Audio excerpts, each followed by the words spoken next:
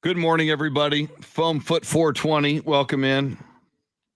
I hold in my hand the Bible, Dave Campbell's Texas Football 2021 with A&M on the cover. That was the first problem.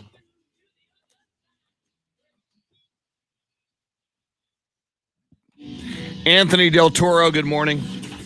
Now, Chris Duel. Midway through the week. This week is flying by, baby. That's the good news. The bad news is summer is flying by as well. We don't like that. Team USA back on the winning track. We're back in the saddle again. We are the greatest basketball and military force ever on the face of this earth. Woo! As it should be. I'm excited about that. Major League Baseball All-Star Game. American League wins again, same as it ever was. Emmy Awards. And so much to cover this morning. Oh, and by the way, and it is the Chris Duel Show with Shannon Salty Sweeney, and we will welcome back Dave Ayler. And Shannon, I hold in my hand, and the people watching the live video feed can see it. It is called The Bible. The Bible by many football fans in the great state of Texas. I was at HEB yesterday. There was like 100 of them, so I said, well, I need that. Dave Campbell's Texas Football Magazine 2021. We will dive into it this morning. We will talk about the predictions it makes for various high school and college football teams, including the Texas Longhorns and the UTSA Roadrunners. However, are these things regional? Because in the state, like, or in Lubbock, do you get a Texas Tech cover? Because the cover is the Aggies. A bunch of Aggies are on the cover, and it says the new crew. A&M's defense leads the Aggies national title charge. And if these are regional, Shannon, why was this at a San Antonio HEB when I do believe there are more Longhorn fans, even in San Antonio, than Aggie fans? And secondly, if it's not regional, Sark, you got the Sark. Why is Sark not on the cover of Dave Campbell's Texas Football? I've got issues and I've got questions. I've got a couple of things. One, what you're referring to, yes, it is a Bible of football. I just purchased the other Bible of football, which is the Phil Steele College Football Preview. That's what I was out looking for the other day. I could not find myself a hard copy because I'm too late to the game this year, so I had to order it online, hoping to get that very soon. The cover thing with Dave Campbell, I think sometimes they do it regionally. But like the Phil Steele edition that I've been looking for, they didn't release as many hard copies this year, and I think part of that was due to the pandemic, and they didn't make too many that they weren't going to end up selling. But you're right. You're right in that if they're localizing it, they should localize it with something on the cover that appeals more to the fan base in the area, so they are more likely to pick up the copy and then say, "I would like to take this home with me." And then to your point about Sark, I can see it two ways. Okay. The last time they put a head coach on the cover of Dave Campbell, that from Texas, Tom Herman. Ooh. And it is the one that has had the Jordan face treatment many times since then. Because if we recall, was dubbed the Mensa. His smartness and his, he is a member of Mensa. And it was him drawing on like one of those clear whiteboards, some plays, and people. That's right. I remember that. Yeah. Beginning, he was the latest and the greatest and the newest thing and the best thing that ever happened to Texas on earth. So in a way, I could see them trying to avoid that again. But at the same time, they got a lot of publicity out of it and still do. It's just an alternate version of their original cover that they made. So I very much agree with you. It is odd. I'm wondering if maybe they're going with the incite and then riot Texas fans route of putting A&M on the cover. Maybe, yeah. Number 5, they were on the edge of the college football playoff last season. Texas a little bit of an unknown going into this year, so I can't complain that A&M is featured on the cover. To add more than one athlete from various schools. So. Yeah, I mean, maybe you put Aggies and Longhorns on the cover? Because I do, and I think I'm being objective about this, but I will obviously, we air in Austin where you are right now. We air in San Antonio where I am, and all across Texas and globally on the internet through the iHeartRadio app and our live video feed that regularly we get people from Japan and Australia and Singapore and elsewhere. But I think being objective, Shannon, two things. One, I think Texas is more of an exciting story going into this season than the Aggies. And secondly, if it's not a regional cover and they put the Aggies on it, the goal is to sell the most copies of this magazine, I would think, if you're the publisher. So I still think, being as objective as I can be, and I granted some people say, you can't be objective. Okay, well, I'm trying. I still think Texas having Sark or the Longhorns on this cover would sell more of these magazines, is my opinion, and I think it's well informed. I mean, I think it is. We saw recently like the top 3 most notable logos in the world. Cowboys number 1. Woo! Number 2 was probably the Yankees, I think. But number 3 was the Texas Longhorns. Beautiful. So it's a fantastic selling point. And I'm on the Twitters now, and you've posted our poll question today, having to do. Yes, which will give us a reveal, but we'll dive into it. We can go there. Go ahead. Head over to Ticket 760 in AM 1300 The Zone. As Chris said, we'll dive into it. We'll let the votes come in a little bit before we get into this, but asking if the 7-5 finish that Dave Campbell's Texas Football Magazine has picked the Longhorns to finish the season, 7-5, Sark's first year, brand new quarterback. This prediction is about right, too generous, disrespectful, an outrage, and a travesty. Well, and Shannon, and you're right, 7-5. I thought at a minimum they're going to say 8-4. And I would have said, and if you would have handed me the magazine and said, Chris, don't open it yet, what do you think the prediction is for the Longhorns? I would have said 9-3. I would have said, they're not going to be so optimistic that they're going to go 10-2. 9-3 would be my guess. I flipped it open yesterday. I saw that 7-5, and they've got them, and we'll get into it. We'll go game by game. They have them losing their first 2 games. They have them losing that first game to Louisiana on opening night.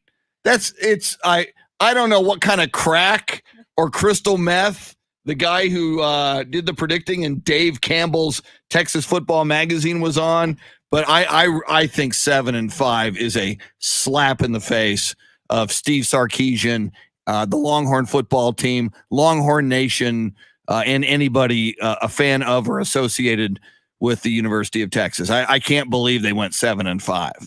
So the losing the first game to Louisiana Lafayette is not too far-fetched, considering how great they were in their own conference last year. I think they went like 10-1. What conference are they in? The Powder Puff Conference? USA Conference. Really? Okay. And they are bringing, but they're the Bucks. They're bringing back everyone. Oh well. Texas is going to be figuring some things out in that first game. And in Arkansas, I believe the last time Texas played Arkansas was in the Alamo Bowl. Last time we played, Might have been, and that is a road game at Arkansas. So we lost that one. So it's not too far-fetched, but Texas, for the last 10 years, has won games they aren't supposed to win and loses games they shouldn't lose. And all those games seem to come down to the final quarter, the final minutes. And so it's very hard to sit here and predict. yes, I typically wait, this week. Today actually starts the Big 12 conference, and I like to hear what everyone has to say. sure. I like where everyone's confidence is at. What they're boasting is their best attribute about their team, and maybe what their worst is, or the areas they need to fix things prior to the season before I sit down and really go game by game. But I am leaning towards the disrespect on the only 7 wins. I think you're right. Minimum, Yeah, I would even say 9. Yes. Yeah, I think I can live with you if you say Texas is going to go 8-4. I'll debate you, and I'll say I really think they're going to go 9-3 or better. By the way, I misspoke in my head. I thought they had them losing the first 2. They do have them losing to Louisiana Lafayette in the opener. They have them beating Arkansas. So the 5 losses will be, according to Dave Campbell's Texas Football, the 5 losses for the Longhorns will be opening night, September 4th, Louisiana Lafayette in Austin. No way in hell. Texas is going to win that game by 25 points. Vegas right now, I think all the money is toward Texas winning. I think the line was 13.5. Yeah. Last I checked. So my July 14th prediction, Texas will win by 25 points. I'm just saying. We'll introduce Dave in a second. So here are your 5 losses, and we'll get into this throughout the morning. And we'll talk about everything else. The Emmy Awards are in, a big sports show that I began watching last night. Ted Lasso took home a lot of Emmy nominations. We'll get into that. Major League Baseball All-Star Game, NBA Finals tonight, Team USA, everything will do it. But all right, here's your 5 losses for the Longhorns according to these predictions. Opening night to Louisiana Lafayette at TCU October 2nd. Longhorns will lose. They'll lose the Oklahoma game on October 9th. They will lose at Iowa State November 6th. I get Iowa State has a good rep, and you're in their house. And they will lose on the road November 20th at West Virginia. Those will be 5 losses, accounting for a 7-5 record for the Texas Longhorns, according to Texas Football Magazine. No way in hell. And first of all, I don't understand TCU, and you win that opening game. I feel quite confident. Right there, that takes you from just that opening game takes you from a 7-5 to an 8-4, based on if everything else they say is right, and it's not. So anyway, by the way, Blake Gideon is featured. I'll show you Shannon on video. Oh, is that a money thing? He was featured as one of the 40 great coaches under 40 in the great state of Texas. Safeties coach and former Longhorn stud, Blake Gideon, one of 40 great state of Texas coaches, high school and college, under the age of 40. That's good for him. He needs to be known for something other than letting Michael Crabtree catch that ball. That's good for him. Yeah. He's and is on many a wall up in the Lubbock area. That's rough. And you mentioned the money sign. I think it's time to give away some cash. I blew it too. I got so I was steaming so much over that 7-5 prediction by Dave Campbell's Texas Football Magazine. I should take it back to HEB and get a refund. This magazine is wrong. Can I get a refund, HEB? You're gonna be like, why did you buy in the first place? Well, but I thought they had a good reputation. Till I saw that Longhorn prediction. Okay, we're late for this. My bad. We do this at 6:20 when we're on time, and at 7:20 and 12 times throughout the day. It is the Grand in Your Hand cash contest over 4 weeks. We're giving away $228,000. Somebody wins this money. It may as well be you. You're going to get a keyword and a place to text it. Here it is. Now, your chance to win $1,000. Text the nationwide keyword. Hector, Tracy, John, Sam, Lucinda, Ralph, John Paul. Welcome in. Fonzie. This nationwide contest. That's money to 200. Money. Woo. Like Money Mayweather. And that dude stood us up yesterday. Not that I'm bitter. Not that I'm. But it's pretty on brand, I think. Yeah, something just something I hate in radio is when you promote a segment. Hey, coming up in an hour. Hey, coming up in 30 minutes, we're going to talk to, and then hey, it's that segment, and dude doesn't show up. It's like, you know what? What we can feel good that we were prepared. True. We did our research. True. Yeah, and I know it happens, but I mean, even T.O. showed up once I had T.O. on the show, and he was late. He was like 40 minutes late, and I was whining about it on the air, but he eventually showed up, and his handler will never talk to me again because she thought I was rude, and I was just having fun. All right, let us introduce Dave Ayler, your soundscape stylist. He was not here on Monday. He was not here on Tuesday.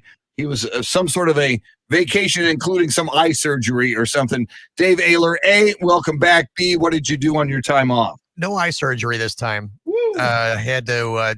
I did some tree trimming in my backyard, and how do you, in between storms? How do you trim trees when it rains constantly this summer? I didn't get any rain. Wow, I did it yesterday. So okay, it got out there, and I got some rain yesterday. I got thunder and rain. Yeah, I washed my car, so naturally I got some rain. Yeah. Well, I didn't listen to the show while I was gone. So what happened with with Great. Money Mayweather? I was on vacation. Thank you, big time. Yeah. Oh, I don't listen. Podcast. I don't listen to the show unless they pay me to listen to the show.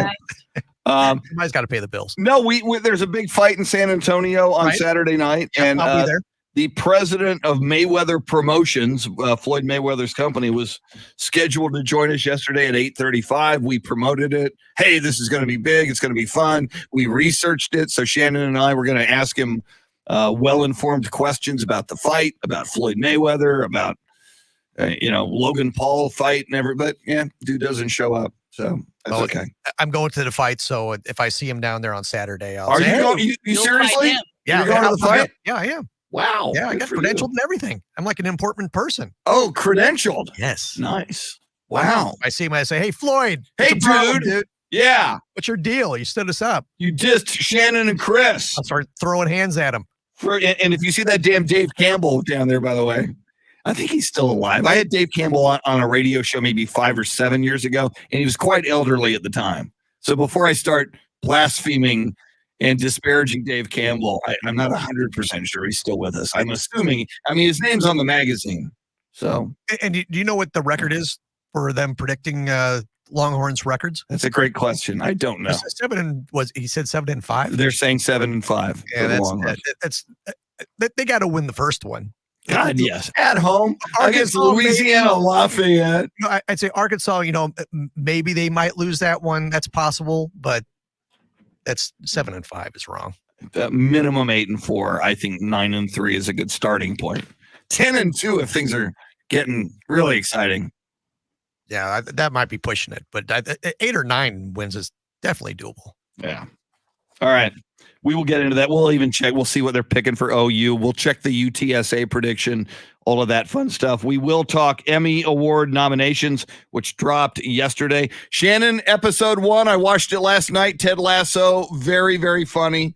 And I mean, I'm sure it, from what I saw, like those two ladies in it, the owner of the soccer team and the woman who in episode 1 has a relationship with one of the star players, takes him to get waxed in episode 1. She, I think, was also nominated for an Emmy. So I'm sure these, and I kind of glanced at a story on Twitter about them. Apparently the female characters are very, very well developed in this story. Yes. So I look forward to that. Being added this next season. Cool. To throw into the mix, but yes. Woo! I will try to hit episodes 2 and 3 tonight before the NBA Finals. We will talk NBA Finals. Speaking of which, Bill Schoening, the voice of the San Antonio Spurs, he is our finals analyst. He'll join us after 8 o'clock. Coming up, the high five play of the day. Little later, Shannon's salty shakedown at 7:20. Another shot at $1,000. We are with you until 9. Thanks for hanging out with us. It's the Chris Duel Show. John Paul Albert says Ted Lasso is great. Yeah, and John, I was hesitant at first as well, and Shannon talked me into it. And I mean, people rave about it. So, I on the surface of it, all right, American football coach goes to England to coach a soccer team. Okay, I get it. But so far, so good. And I mean, God, based on the Emmys and critical acclaim, people love it. All right. Do I want coffee? Yes, I do. I better do that. Scott Rodriguez going to Chihuahua, Mexico. Good morning from Colorado, Scott Rodriguez. Scott, some people know I lived for Colorado for 2 years. I was a cadet at a military academy just north of Colorado Springs. 13 years before I was there, Greg Popovich attended. All right. Coffee.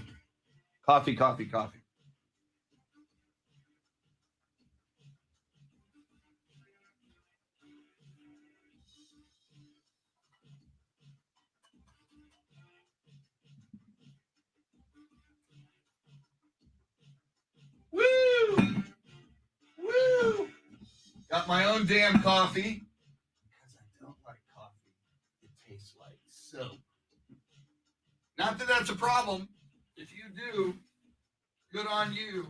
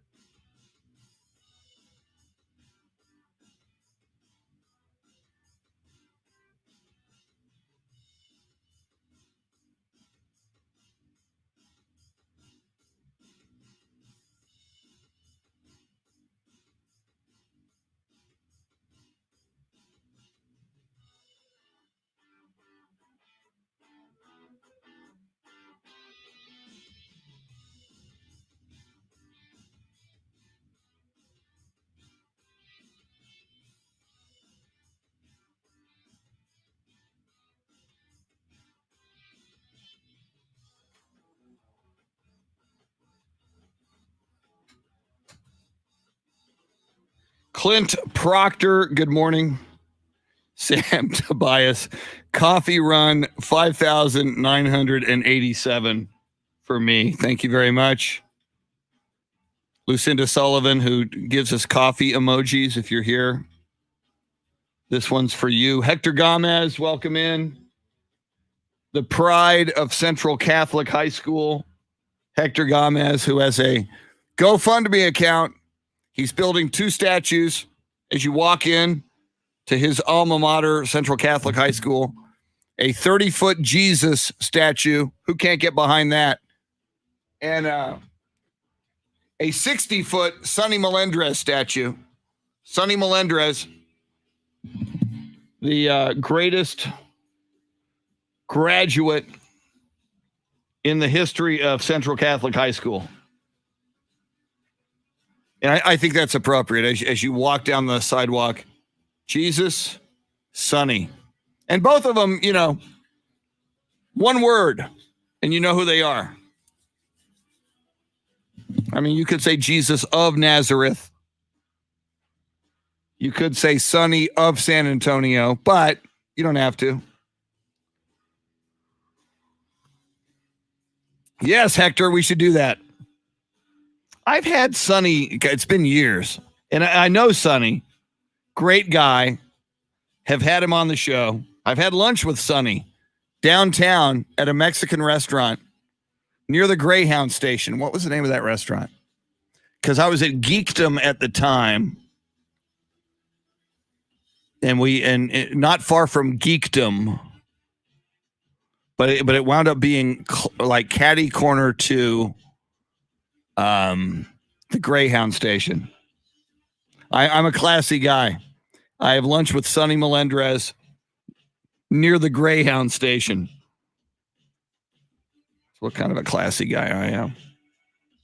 It's all right. We got Hector Gomez, Jason Paniagua. Buenos dias, amigos.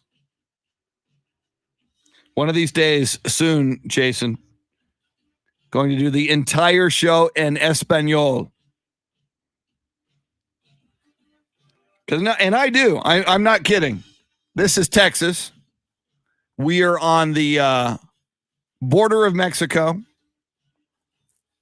San Antonio, I believe, is 60-something% Mexican-American, Latino. We should be teaching.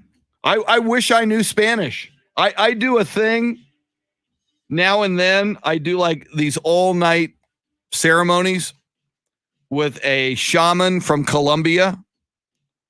And he mainly speaks Spanish. He speaks a little broken English, but it's like, I wish I could. And he's a great guy. He's very wise. He's a medicine man, a shaman. And I would love to be able, and he's got like translators with him, but I would love to be able to just easily converse with him in Spanish. And my Spanish sucks. I took 2 years in high school. I took 2 years in college, and I suck at it. And it should be part of the core curriculum in Texas for kids from the moment you go into school. It's like half the day should be in English, half the day should be in Spanish.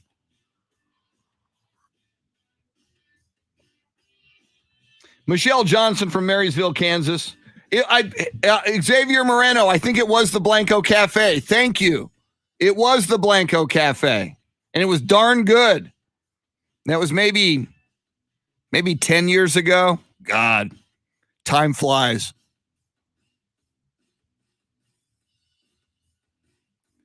That's right. Yeah, Stephen A. Smith will not like me speaking Spanish.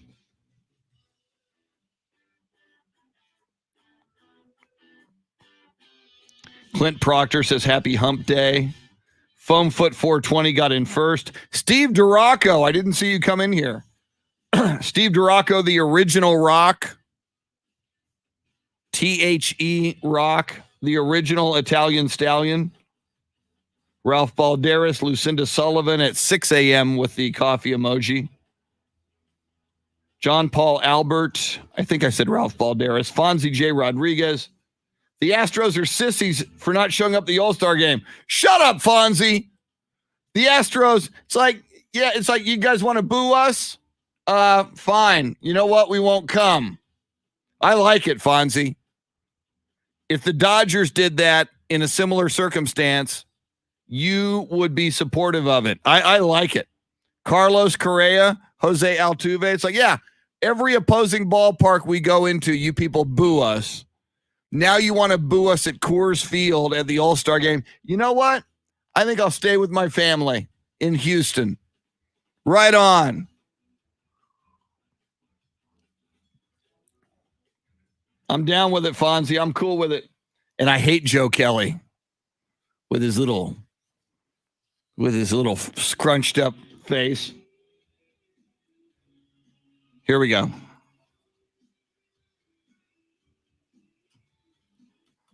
Welcome back. It is the Chris Duel Show with Shannon Salty Sweeney. In a moment, the high five play of the day, which we do every weekday at this time. Dave Ayler, your soundscape stylist. We are streaming live video. We've got a live video stream with a lot of ways that you can access it. And what's fun about it is you're not only interacting in real time with Shannon, with Dave Ayler, with me, but you're interacting with all kinds of other people. I see Michelle Johnson just jumped in there from Marysville, Kansas. From Los Angeles, Fonzie J. Rodriguez giving the Houston Astros some crap for not showing up at the All-Star game. At least Jose Altuve and Carlos Correa did not. I've talked about that. I'm cool with it. So you guys want to boo them? Fine. They don't have to go. Go boo somebody else. They're going to stay home with their families. I'm good with that. So anyway, we're on Facebook. We're on YouTube is a way to get to that. Twitch. We will do another $1,000 grand in your hand cash giveaway at 7:20. Salty Shakedown just after 7:30, along with this day in sports history and sports birthdays. We'll talk not only NBA Finals, game number 4 tonight in Milwaukee, but we'll talk Team USA Olympic basketball. Team USA gets its first exhibition win last night. They win big over Argentina. Manu Ginobili was not going to come walking through that door for Argentina. So Bill Schoening, the voice of the San Antonio Spurs and our official NBA Finals and Olympic analyst, going to join us. He's always fun. So he's coming up just after 8 o'clock, and we're with you till 9. But right now, let's do this thing. Somebody out there deserves a high five. It is time for the high five play of the day, complete with the perfect music for the high five play of the day. Brought to you by High Five in Austin, 2 locations in the Austin area where you can not only watch great sporting events on the big screen, multiple TVs all over the place, all kinds of games like axe throwing, laser tag, beverages, adult and otherwise, food. It's also kid friendly. Shannon, what is on our high five play of the day agenda? Well, we're going to keep it topical here today.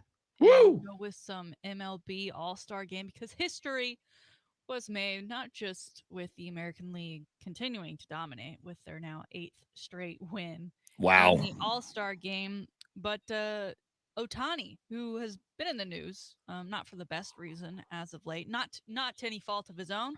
Yeah. But he made history last night, becoming the first player to lead off and be the starting pitcher in All-Star game history. Pretty incredible. He continues to do things we've never seen. And I think, again, everyone is okay with this man being the face of baseball when he goes out and does stuff like that. And then Vladimir Guerrero Jr., who was your MVP last night. Woo! Cool. I never realized that the MVP trophy was basically like a crystal bat. It's pretty awesome. Yeah. Compared to some of the others. But he became the second youngest player to homer in All-Star game history since Johnny Bench in 1969. Ooh. Guerrero Jr., 22 years old. Bench was 21. So lots of great storylines coming out of the MLB. For a lot that the MLB does wrong and things that they need to work on, what we talk about a lot, I think it's only right we give them props when they do something right. And Yes. these players that they had selected to play, the players that showed up to play, they did not disappoint. Tati was sporting, I guess his nickname is El Nino. Nice. Sporting an over $200,000 custom El Nino change. It even had like a little baby on it. Now that's a little. With that, I mean, that's a house. Yeah, That's right. a house.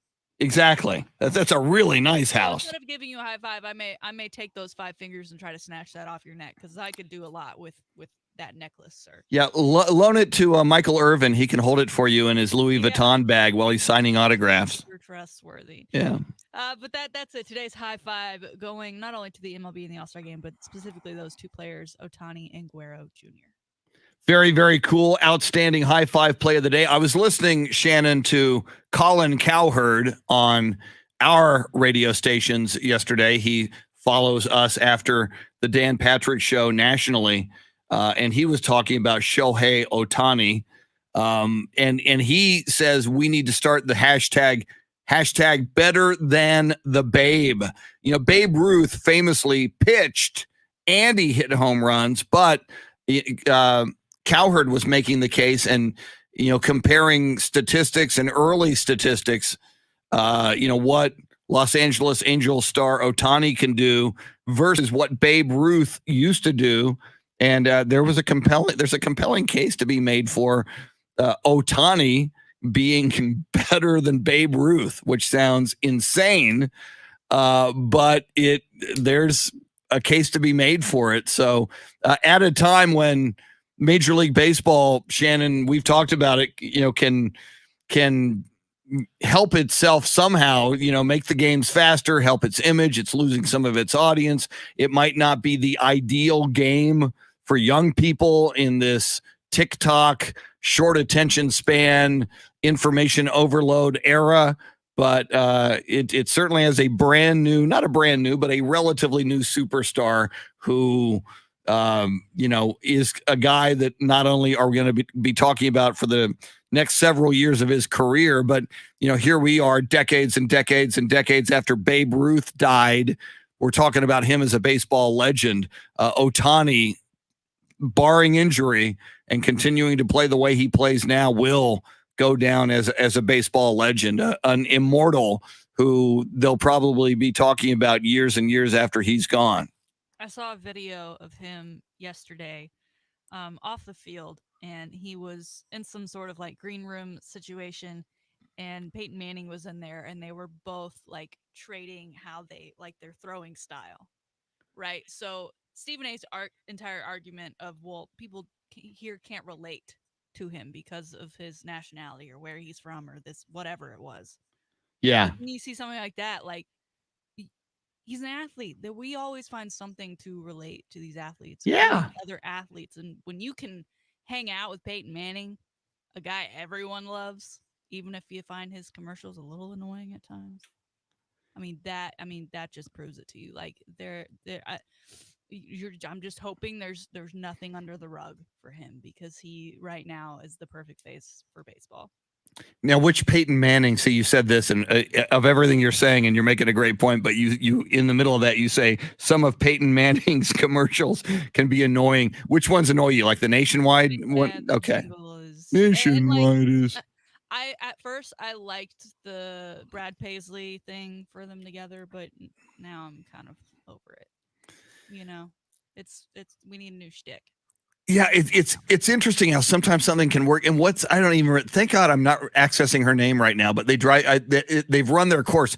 The woman for AT&T who draws on the chalkboard, whatever her name is. I don't know if she has a name. It's I can't think of her. See?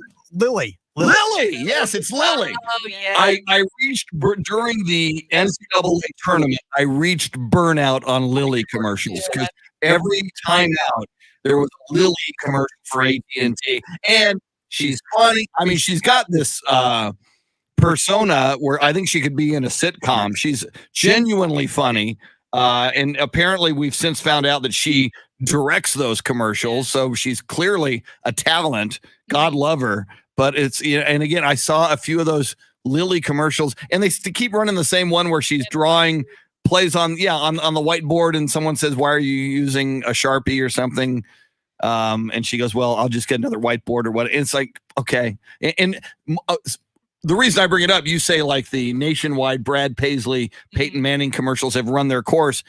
That happens, and it's happened with those. And to me, and I can't be the only one.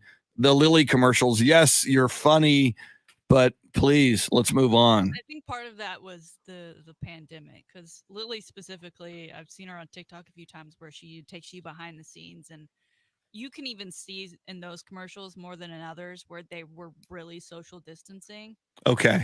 At the time, and so I think that limited what they could do and the people they could bring in and the types of scenarios they could come up for it to still work for as an AT&T ad.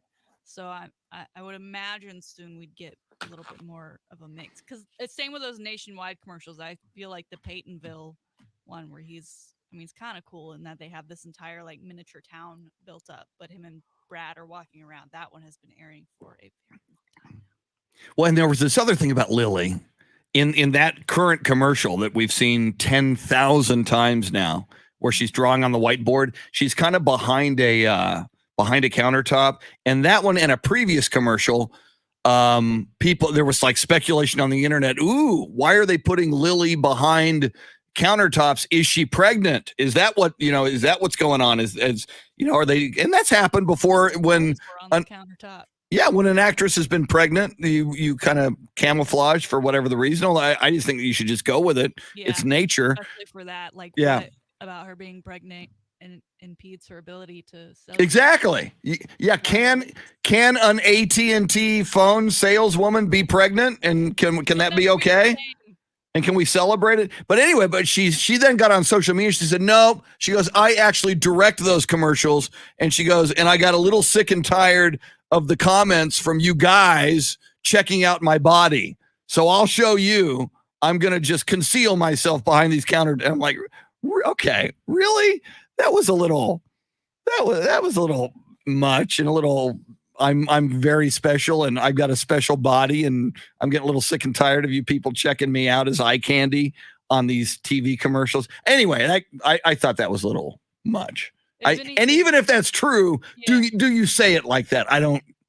Don't even go there. Just do it and don't go there. If anything, I could see it being like an AT&T person saying, the comments are directed more towards you and not towards our product. Yeah. What can we do to change that?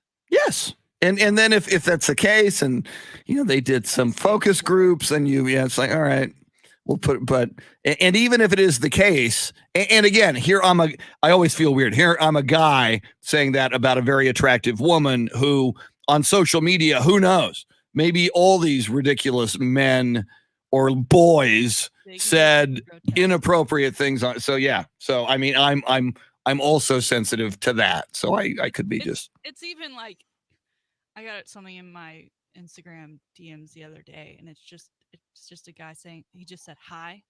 I was like, God, okay, it's like maybe a listener, whatever. And yeah. I clicked on his profile, and his profile is nope. Yeah. Nope. Not saying hi back to you. Yeah, I can't imagine being a woman in the public eye on social media. And I mean, women even back before social media, Phyllis George on the NFL Today had to deal with so much. But it's just got to be tough. Now, as a guy, what we get are these ridiculous, like, and I think they're generated by Russian bots.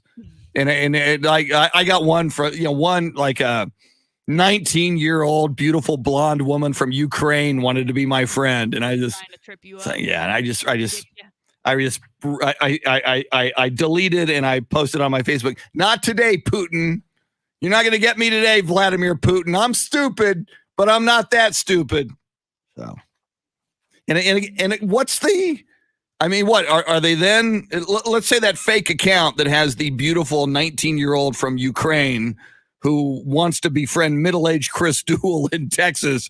Then what happens when you befriend them? Are they then going to hack into your computer? I mean, is that what happens next? I think there's two options here in the world we live in today. One, okay, they're going to send you a link and you'll click on it, and then you're hacked, and whatever. Yeah. Two, OnlyFans has really blown up during the pandemic. They want you to subscribe to their channel to make them more money, and they advertise as they just hit up people's DMs.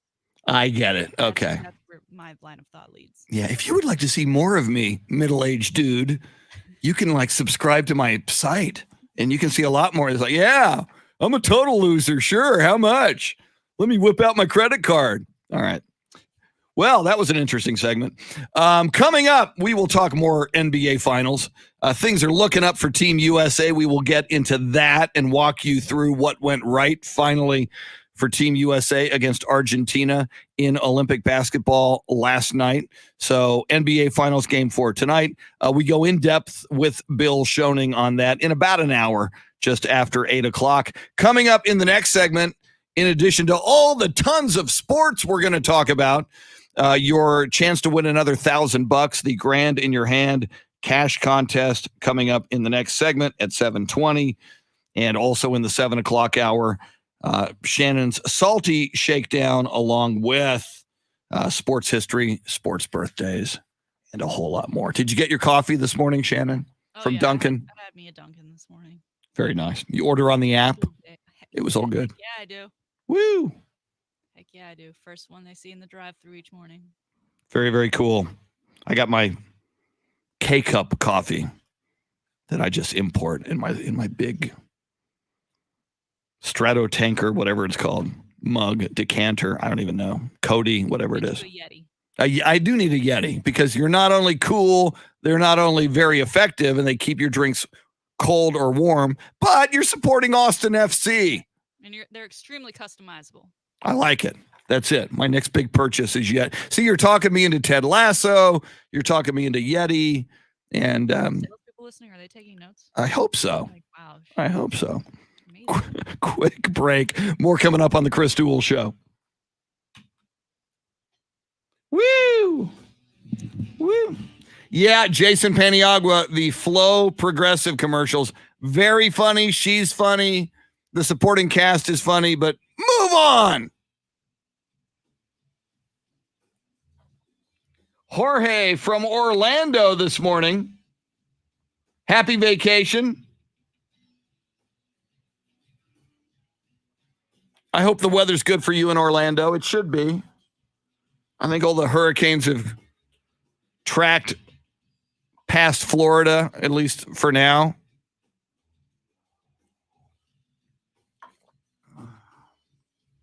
Okay, I have to. Do I want to do that now? I think I do. I had to record 2 spots. And they're 60-second spots, but the copy was like a minute 25. And then secondly, I recorded them at like 5:30 in the morning, and I really screwed up a lot. I got a lot of problems that I have to edit out. So first I have to edit out my screw ups.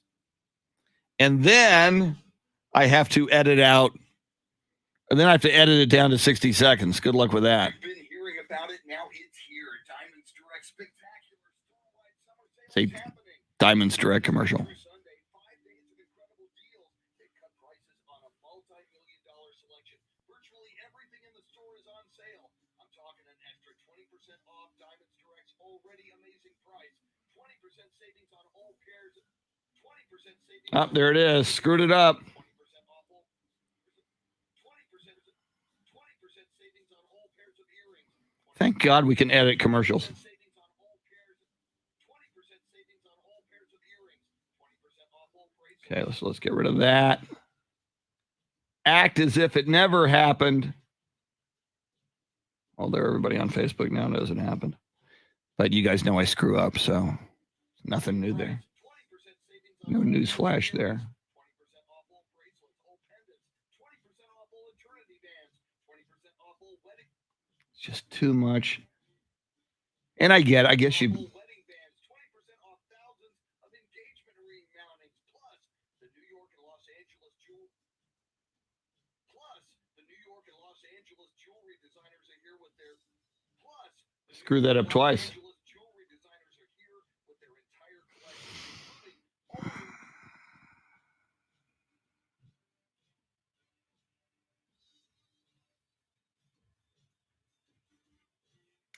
That's it, right?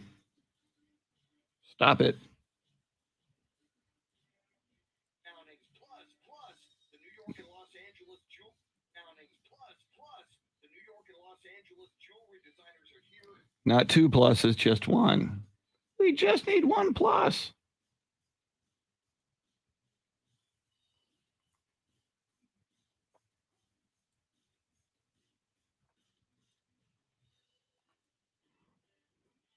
Mounting's plus the New York and Los Angeles jewelry designers are here with their entire collections, including all new designs, new pieces never seen before, and it's all on sale.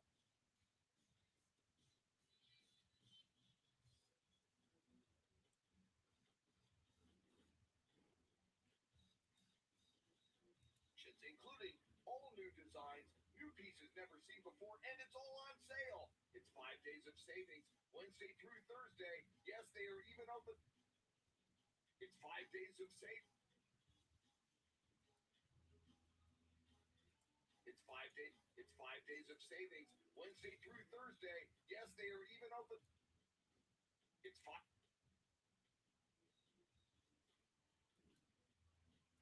It's 5 days of savings, Wednesday through Thursday. Yes, they are even open. It's 5 days of.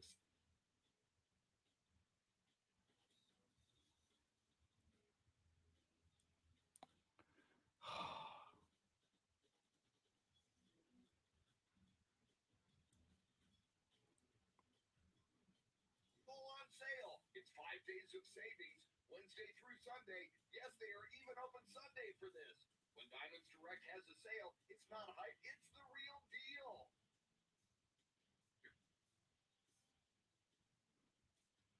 When Diamonds Direct has a sale, it's not hype, it's the real deal.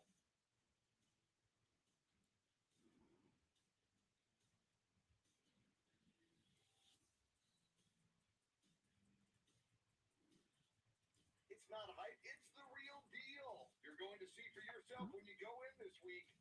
You're going to see for yourself when you go in this week. They're breaking all their own. You're going to see for yourself when you go in this week.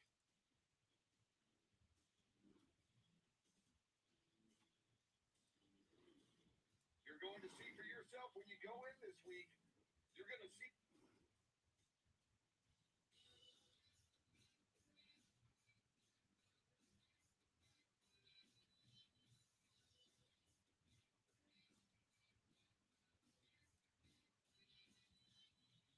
Real deal. You're going to see for yourself when you go in this week. They're breaking all their own rules to bring you this.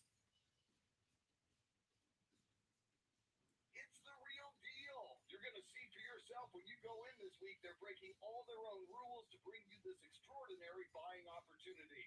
The once-a-year summer store-wide event at Diamonds Direct, Wednesday through Sunday at 5 p.m. Don't miss this. All right. It's down to 1:04. I need a minute.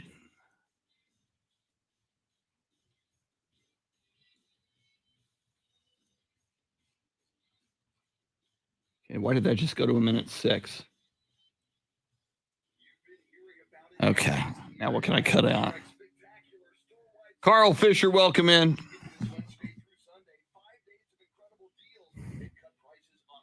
Okay, what I'm going to do here, and then I'll finish that next.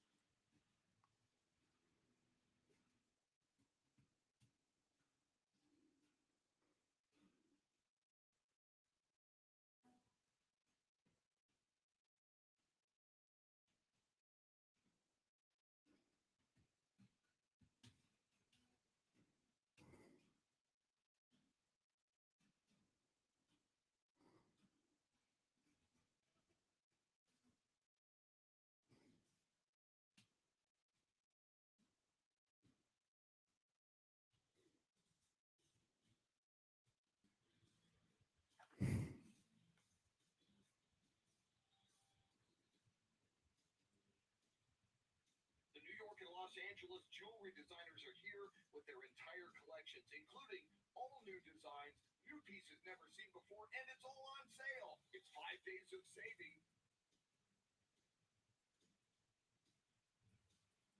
New pieces never seen before, and it's all on sale. It's 5 days of savings, Wednesday through Sunday. Yes, they are even open Sunday for this. When Diamonds Direct. It's 5 days of savings.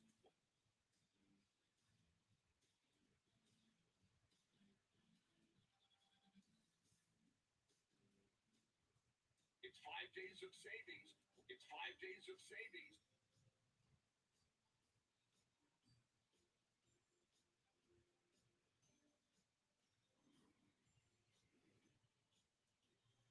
New pieces never seen before, and it's all on sale. Wednesday through Sunday.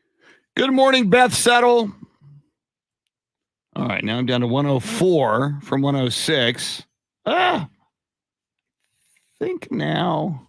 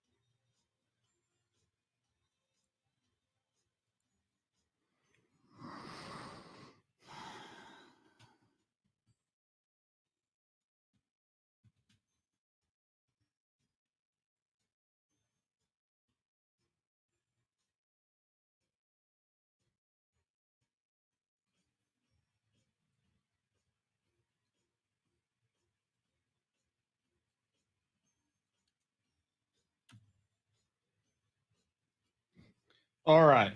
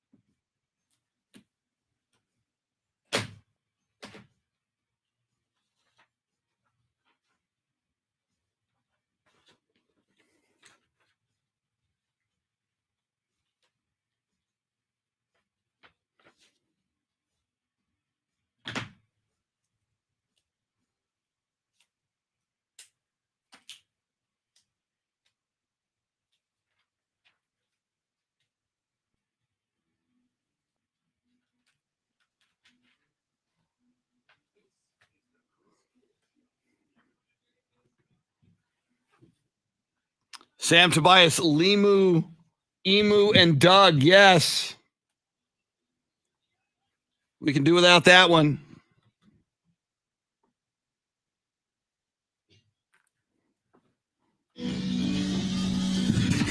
Now, Chris Duel. You have made it to midweek, and so much is going on in the world of sports. We are all over it. It's the Chris Duel Show with Shannon Salty Sweeney. Dave Ayler is your soundscape stylist. He makes the show go. Coming up at about 7:20, which is about 15 minutes away, we're going to give you another shot at $1,000. We do it 12 times throughout the day. The Grand in Your Hand cash contest. Lots to talk about. Shannon's Salty Shakedown just after 7:30, along with This Day in Sports History and Sports Birthdays. Just after 8 o'clock, the voice of the San Antonio Spurs, Bill Schoening. We'll talk NBA Finals with him. Game number 4 tonight. Phoenix leads the series 2-1, but this game number 4 will be at the Fiserv Forum in Milwaukee. Milwaukee, after winning by 20 in game number 3, going to try to even the series at 2-2. Of course, if Phoenix gets the win tonight, a 3-1 lead would be pretty commanding, headed back to Phoenix for game number 5, which would be Saturday night. Shannon, we were talking earlier, and we won't stay here, but it's interesting that people chimed in with at least 2 more on the live video feed.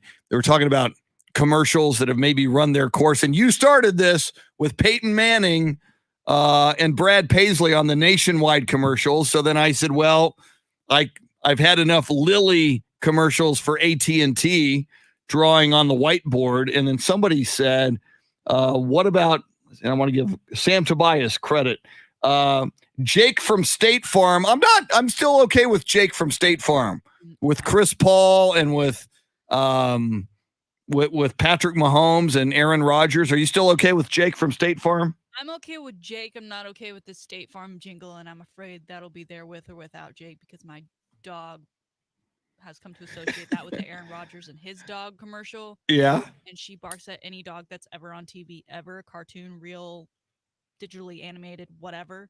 And so anytime she hears that jingle, it is attention to the TV, and I'm barking whether there's a dog there or not. So I hate it for that. It's amazing how commercials affect our lives. Jason Paniagua and Sam Tobias bring up Flo from Progressive Insurance. Yeah. In the box. They still do the box from Progressive from time to time. Do they do the box? Yeah. Yeah, I don't like the box. The Flo commercials, and she's got a funny cast of characters. Yeah, they mix it up a little Yeah, I may be approaching burnout there. And then someone brought up, I might have been Sam again, Limu, Emu, and Doug. Yeah, Emu. and Doug. I think they're funny. They're strange. They're creative. I give them credit. They're memorable. But I may have had enough of Limo, Emo, and Doug. All right. Before we get into the, man, what are they doing? We're for insurance. It is amazing. Yeah. State Farm. How many? You're right. Progressive and Emu. Well, and then you got Geico. You got the Geico Gecko, Yeah. and then the Caveman, which once I found out from 23andMe that I am 0.5% Neanderthal. I am now. Yeah, I'm personally offended by the Geico Caveman. Yeah, what about the Progressive commercials where it says you might be your parents? I do love those. Those are kind of funny. Those are funny. Yes. Yeah. We're those not. are pretty new though. We're not done with those yet. Compared to. Yeah, I'm not burnt out on those yet, but yeah, a lot of the other ones I am. That emu's got to go. Yeah. Emu, How many emu. pillows is too many pillows? I don't know. They look so pretty. Well, you can't sit on your couch. I'm looking at, and we brought it up in the first, and it's our poll question as well. Dave Campbell's Texas Football Magazine. There were like 100 of them at HEB yesterday, the one I went to. Let's see, I went to the HEB in San Antonio, 1604 in Blanco. So I said, all right, it's a must-have.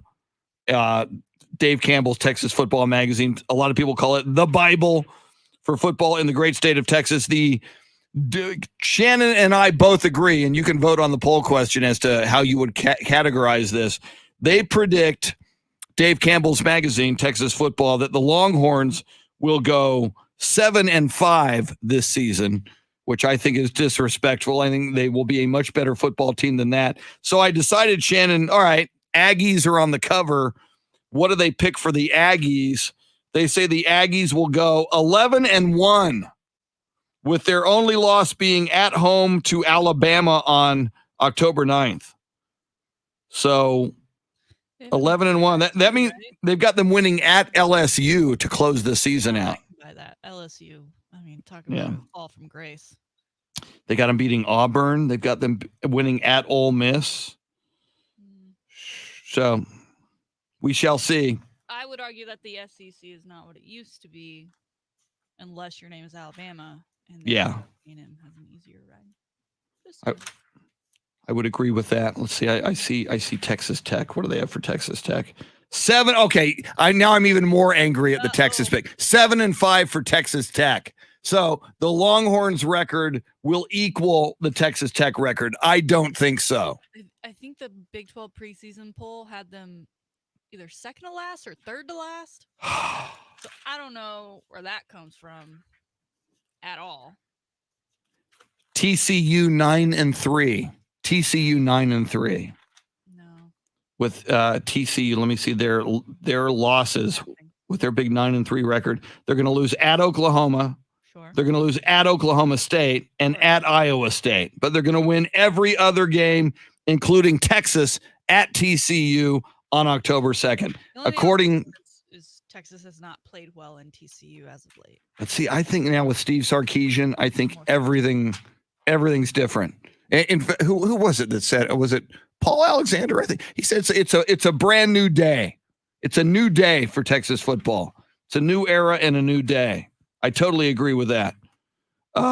Houston Cougars 8-4. Now, granted, different conference, different opponents, weaker schedule, but 8-4 for the Houston Cougars.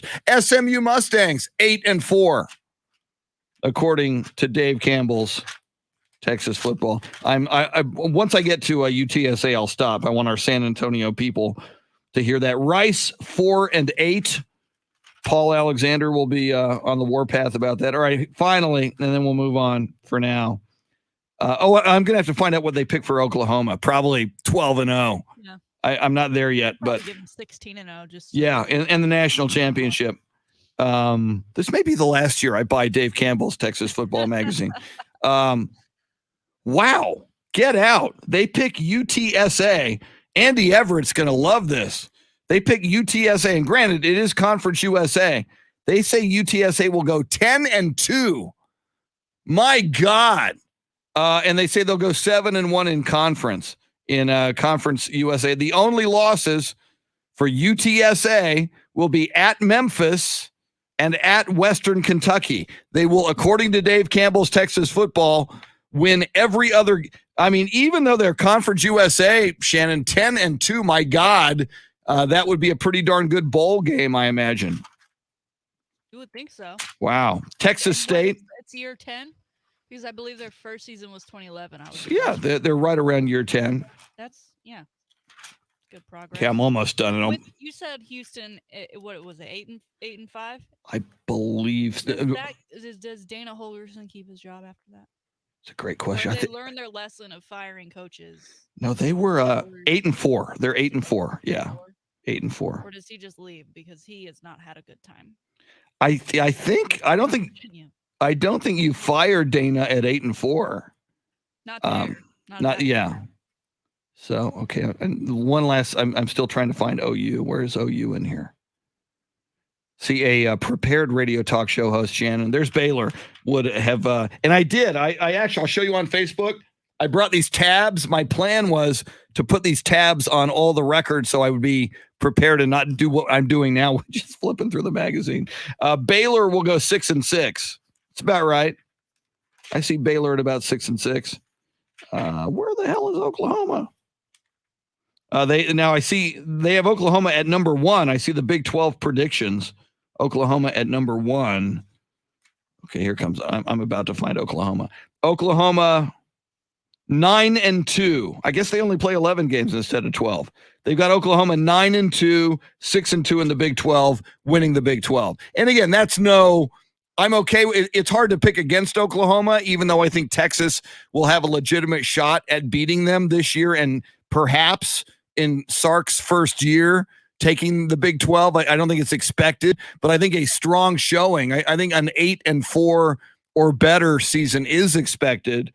But I certainly see Texas going better than 7-5. I see them. I think it's legitimate to pick them second or third in the Big 12. You can still say Iowa State. They've got Iowa State at second in the Big 12 at 9-3. So, all right, fair enough. Oh, and all will be revealed this week, Chris. Beginning today. Yes, we'll know what's what. And one more thing, that because I find it kind of interesting, they sample 1, 2, 3, 4, 5, 6, 7, 8, 9, 10, 11, 12, 13, 14, 15 football writers. One of which is our good friend Taylor Estes from Horns 24/7. We got to get Taylor back on the show. Yeah, we'll try to get her next week because she, I believe, is in Dallas right now. I'd love to have her back. She's great. Conference. She does pick OU to win the Big 12, according to this. Well, I think with the OU picks, when it comes to Texas, it's usually a 1-1 split when they play each other in both conference and the regular season. So if you're picking them to win that in the regular season, yeah, every writer picks OU to win the Big 12 that they surveyed, except for two. Stephen Godfrey of Banner Society. What the hell is that? Is he doing that blog in his mom's basement? He picks Iowa State. And Sam Kahn Jr. of The Athletic. I heard of that publication. I subscribe to it. Picks Iowa State. Back to Taylor Estes real quick, though, since we know her and she's outstanding. Her playoff teams, the 4 teams going to the 14 playoff, same as it ever was. Alabama, Clemson, Oklahoma, and Ohio State. And she has for the Heisman Trophy winner, Spencer Rattler of Oklahoma will win the Heisman. Oh, and she picks the Super Bowl. They picked the Super Bowl as well. Taylor picking Chiefs over Buccaneers in the Super Bowl. Oh, rematch. None of these people picking Cowboys. We need to make a note of that. We'll ask her about that too. Yeah. So, oh, how awful, Shannon, if OU, A, has a great season, B, goes to the college football playoff, so has a chance at winning the national championship, and Spencer Rattler, what if that dude wins the Heisman? That could be an ugly, ugly year. I mean, in college football. The most important position in football is the quarterback. Yes. That is something that a lot of teams lack this season because they just don't know what they have, right? Because they're getting new guys in, and Spencer Rattler fared pretty well last year, right? He wasn't the Baker Mayfields or the Kyler Murrays or the Jalen Hurts of the years before, but he did pretty well. And yeah, I think it's fair to expect him to be that much better in the conference, given the quarterback questions. I think it's very fair, and I think Houston Texans fans should be very excited. Now, what Spencer Rattler is he a junior or what? I mean, he only like emerged last year, right? So was he a sophomore last year? Or a redshirt junior. But all accounts say he would come out. Yeah. All right. He will be a Houston Texan. Spencer Rattler. And we can like him a little bit more. All right. Yeah, I will not like him until he leaves that university. And by the way, before we go to the contest, Governor Greg Abbott, if you want my vote for re-election, run on a campaign. Any Texas football player who goes to play for OU must forever have his Texas citizenship renounced, expunged, gone. You're no longer a citizen of the great. We do not recognize you as a Texan, Baker Mayfield, or any Texan who goes to OU. I'm just saying. I can live with it. You would have if you ran on that as part of your platform, I will vote for you for governor. I'm just saying. That it would help if you legalize weed, but we can negotiate that one. All right, here we go. Contest 720, grand in your hand, cash contest. You could buy a lot of weed with that grand, but it would be illegal. So I'm not suggesting that. You're going to get a keyword and a place to text that keyword. And we do this 12 times throughout the day on the 20s. Here it is. Now, your chance to win $1,000. Text the nationwide keyword, HOPE, to 200-200. You'll get a confirmation text and info. Standard data and message rates apply in this nationwide contest. That's HOPE to 200-200. Good luck. And by the way, on the live video stream, Luisa Alanis and Jason Paniagua say it's 7:21 a.m. and OU still sucks. So there's that. True. Woo. Woo woo. Are you at all geeked up about the NBA Finals tonight, Shannon? Game number 4 in Milwaukee. Bucks can make it 2-2. Then we will have a series.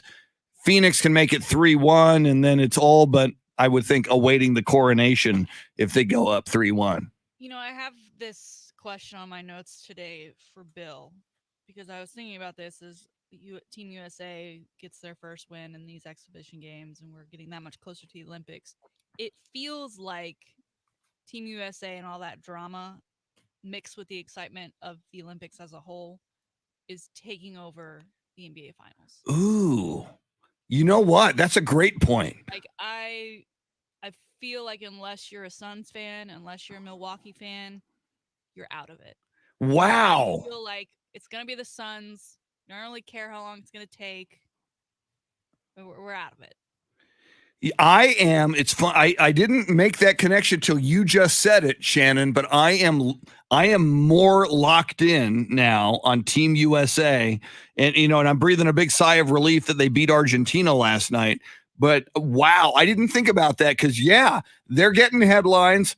Kevin Durant is on that team. Pop, love him or hate him, Pop has a lot more gravitas than either Mike Budenholzer or Monty Williams, the two coaches. In there. Yeah. So Steve, everybody. Yeah. Steve Kerr's. Yes. Wow. Is this beginning and maybe even beyond beginning? Is this Olympic Team USA overshadowing the NBA finals? And in my life, Shannon, it is. My personal experience would say yes. And then it also, I question, we talk about how the rules are a little different and NBA players are expecting to kind of get these tic-tacky fouls that they typically get in games. So instead of playing through, they're turning and looking at the refs and shrugging their shoulders like we see all too often. And I understand, obviously, the COVID year, the Olympics are happening a year later and the NBA season was thrown off. But you have to also wonder if the NBA is looking at this and saying, okay, we need to work into our schedule somehow more time for our best athletes to participate in FIBA events. Because I think that narrative, which kind of overshadowed, right, this whole, well, oh my God, they're 0-2, that gets taken away, possibly, meaning people are focusing more on the NBA finals. And we don't have this,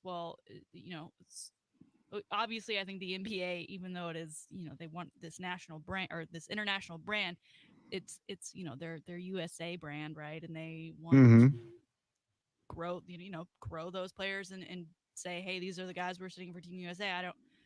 There just seems to be all these questions, and it's interesting that we're getting these two things at the same time. And then I think about how should this finals go to a game 7? Okay, that game is the 22nd, and I know the Olympics start on the 23rd, but the games themselves start on the 21st.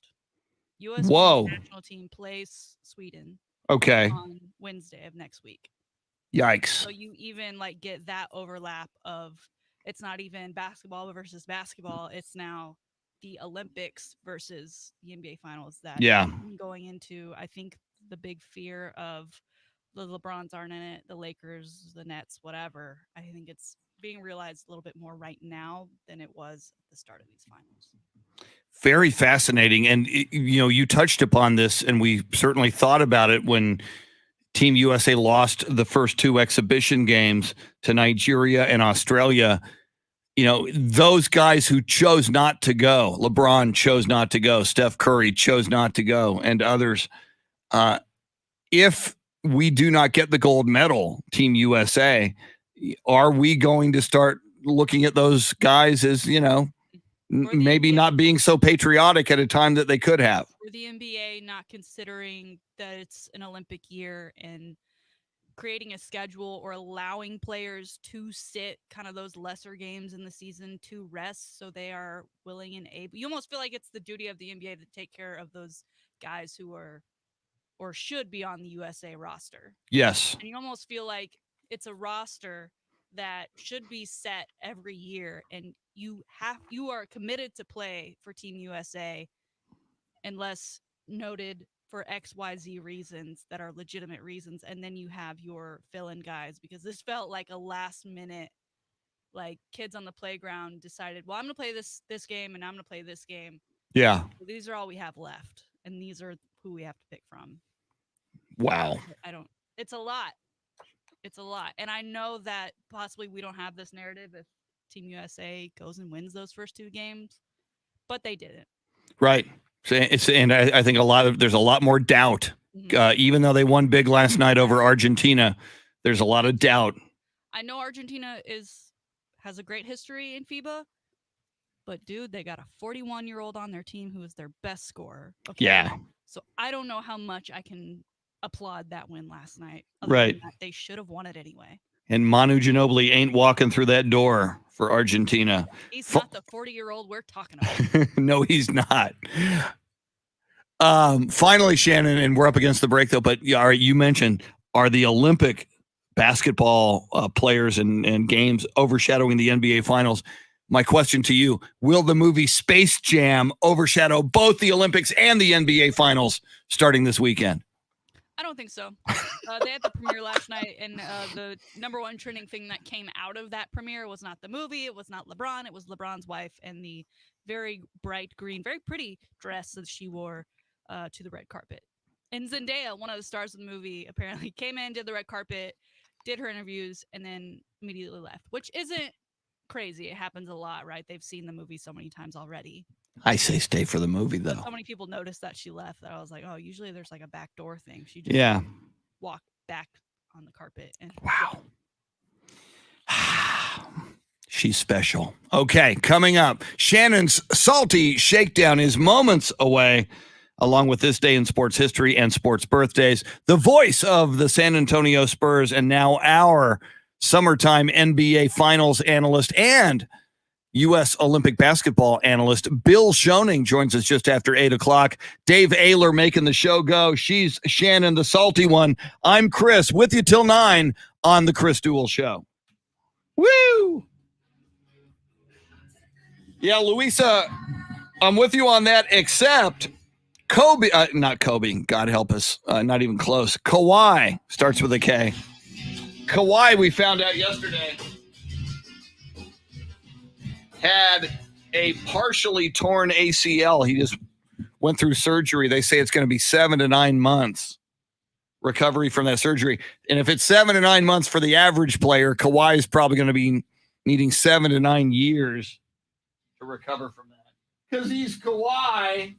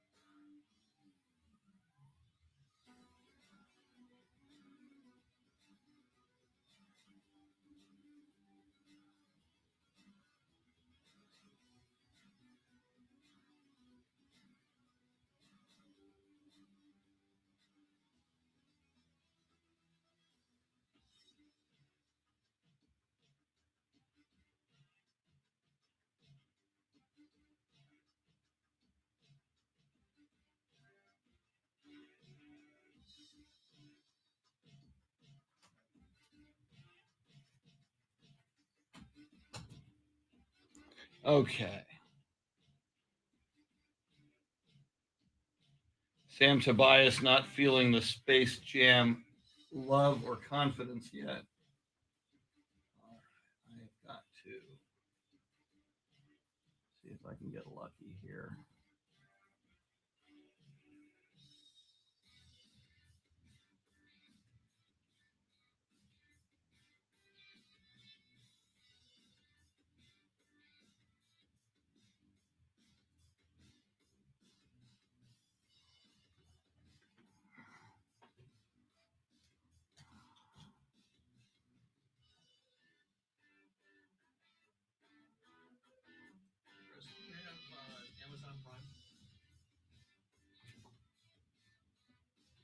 Yes, I do.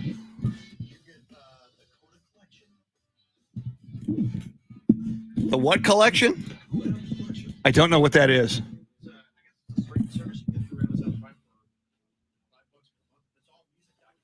Oh, wow. I do not. I wasn't even aware of it.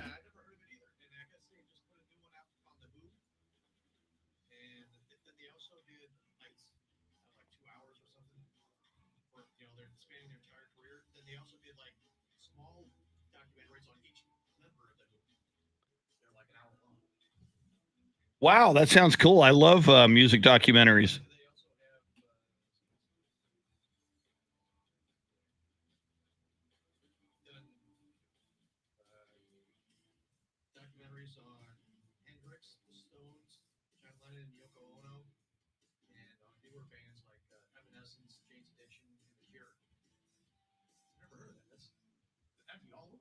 Yeah, I'm going to have to look into that.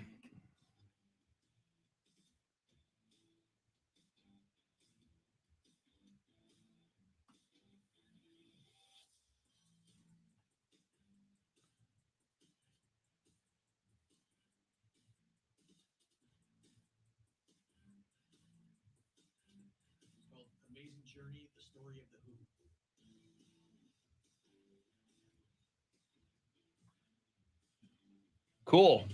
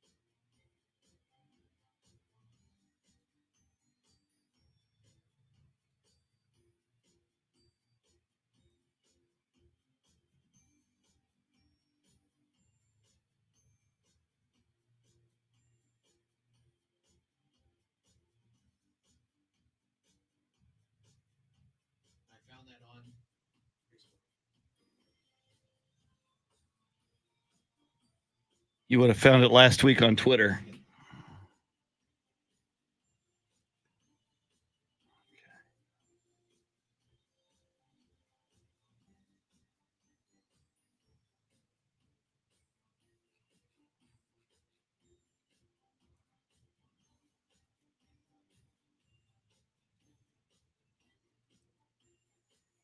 One down.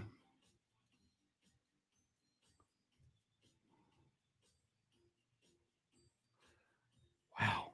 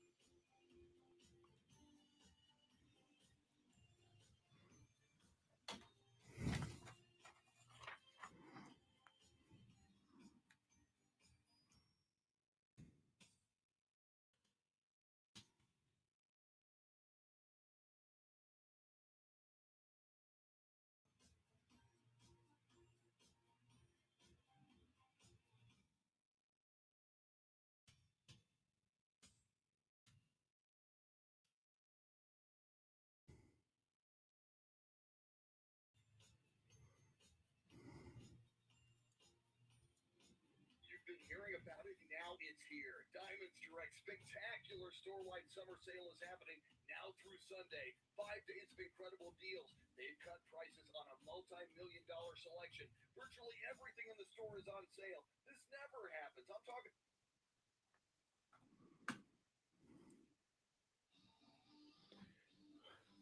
Bernard Trefan, what is up?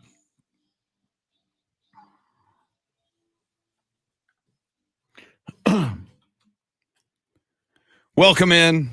Welcome back. If you've been hanging with us, we appreciate it. And even if you haven't been hanging with us, you're hanging with us now, and we appreciate that. It's the Chris Duel Show with Shannon Salty Sweeney, Dave Ayler making the show go. Dave, you were telling me during the break, this is kind of cool. You and I both like, and I'm sure Shannon does too, music documentaries or rock-umentaries.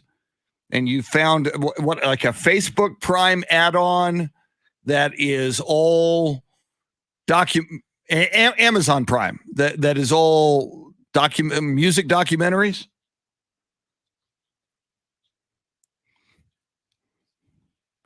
CODA. Okay.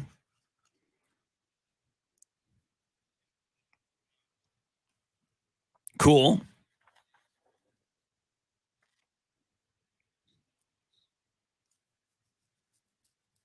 Nice. Very, very cool. Now, this weekend, it's going to be tough. I don't know. There's Space Jam drops on HBO Max, but on Hulu, McCartney 321, a 6-part Paul McCartney. Looks like a conversation in a studio with legendary producer Rick Rubin. Shannon and I were talking about that earlier in the week when you were not here. So that's my weekend is set. I got to catch up on Ted Lasso.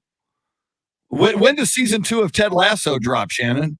Soon, I think. 21st or 23rd, Okay. but it is next week. So that's quick. Between your Olympic viewing, season 2 of 10. Woo. So Space Jam. So my weekend will be Space Jam and McCartney 321. And what's the McCartney thing on again?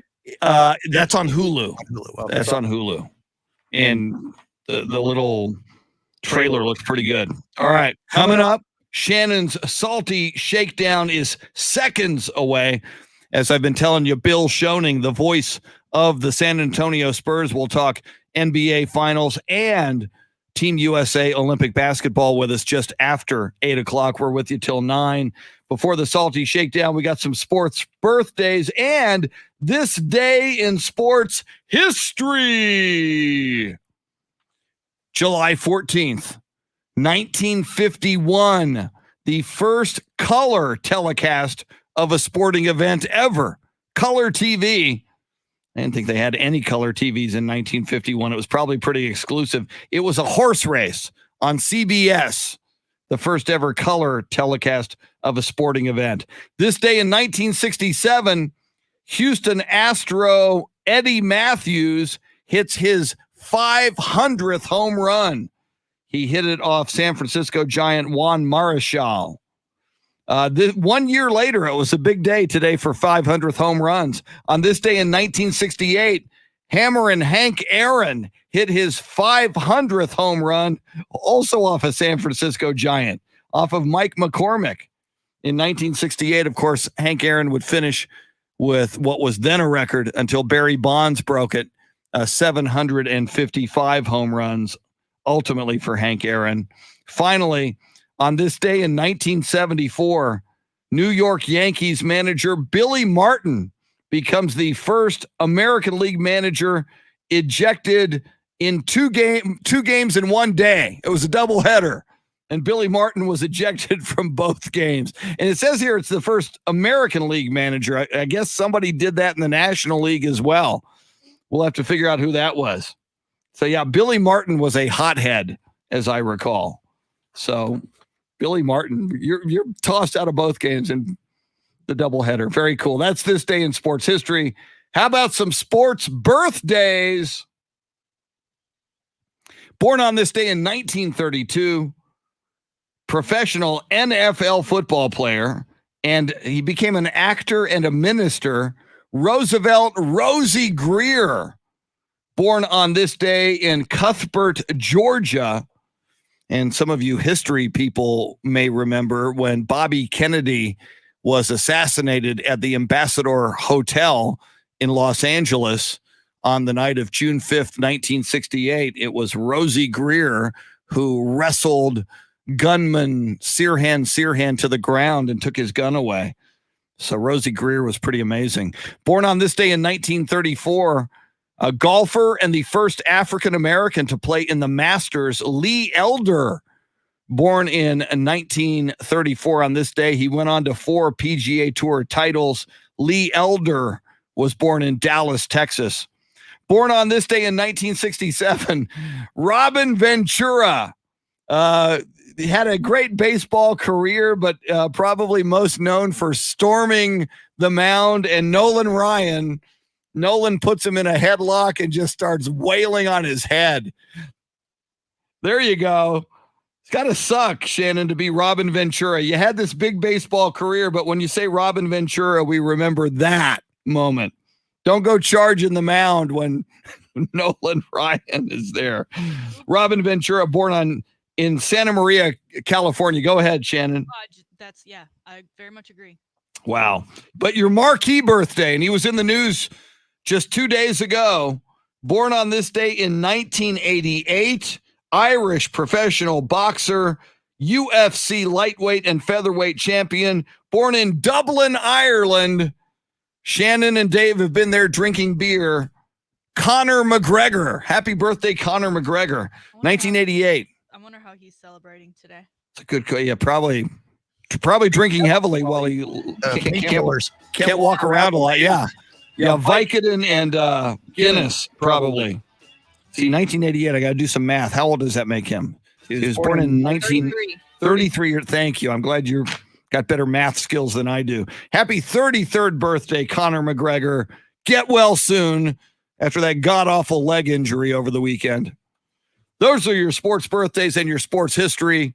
Ladies and gentlemen, boys and girls, here it is. If you're driving both hands on the wheel, take a deep breath and chant your mantra throughout, because it is time for Shannon's Salty Shakedown.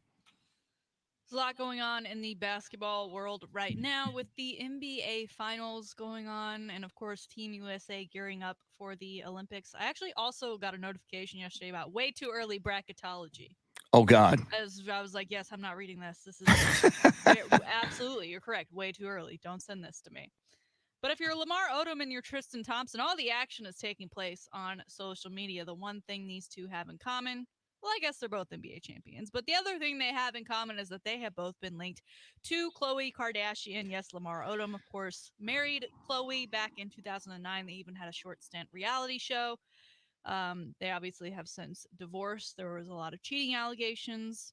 And then, of course, Lamar ended up in Vegas with a bunch of, I don't know if it was a brothel situation or what, but there was an overdose involved. Remember that. We will come back to it. Tristan Thompson, of course, most recently has been on and off again with Khloe, and they, of course, have their daughter True together. So they will always be connected in that way. And word is right now they are off.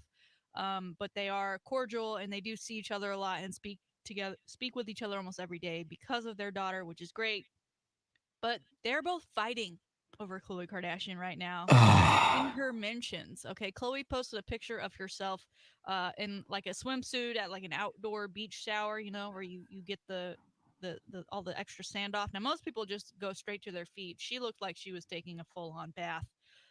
In the pose that she tried to go with. And so naturally, Lamar Odom, her ex-husband, posted hottie with a bunch of emojis. And then current ex-boyfriend, Tristan Thompson, posted a couple heart emojis. Well, Tristan Thompson then noticed Lamar's comment. And so Tristan tagged him and then said, God brought you back the first time. Play if you want. Different results. Shrug emoji. Wow. He, of course, referring to that overdose that happened in Yeah. Las Vegas, where Lamar Odom was then on pretty much life support for a while. It's almost a miracle that he is still living and walking, and he's been part of those celebrity boxing fights, UFC fights, whatever they are. There's too many of them going on right now, in my opinion. But then Lamar had refuted via Twitter with someone else's tweet of saying, you know, Tristan Thompson's trying to act hard. It's a very strange rivalry considering Khloe isn't dating either of you. She has dumped both of you more than once. Oh, man. She's legally separated herself from one of you. And she's really only connected to the other of you because of the child you had together.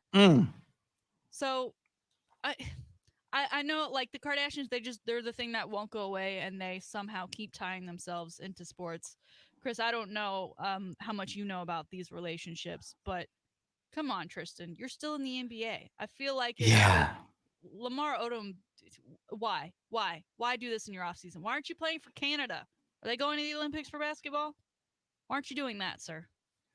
It's a little pathetic. No, I scratched that. It's a lot pathetic. Isn't there kind of like an unwritten, or even maybe it's written somewhere, a rule on social media, just not a good idea to follow your ex? I mean, once that marriage or relationship is over, I mean, it will do you no good. And certainly, even if you follow your ex, are you going to comment on their posts? I don't know.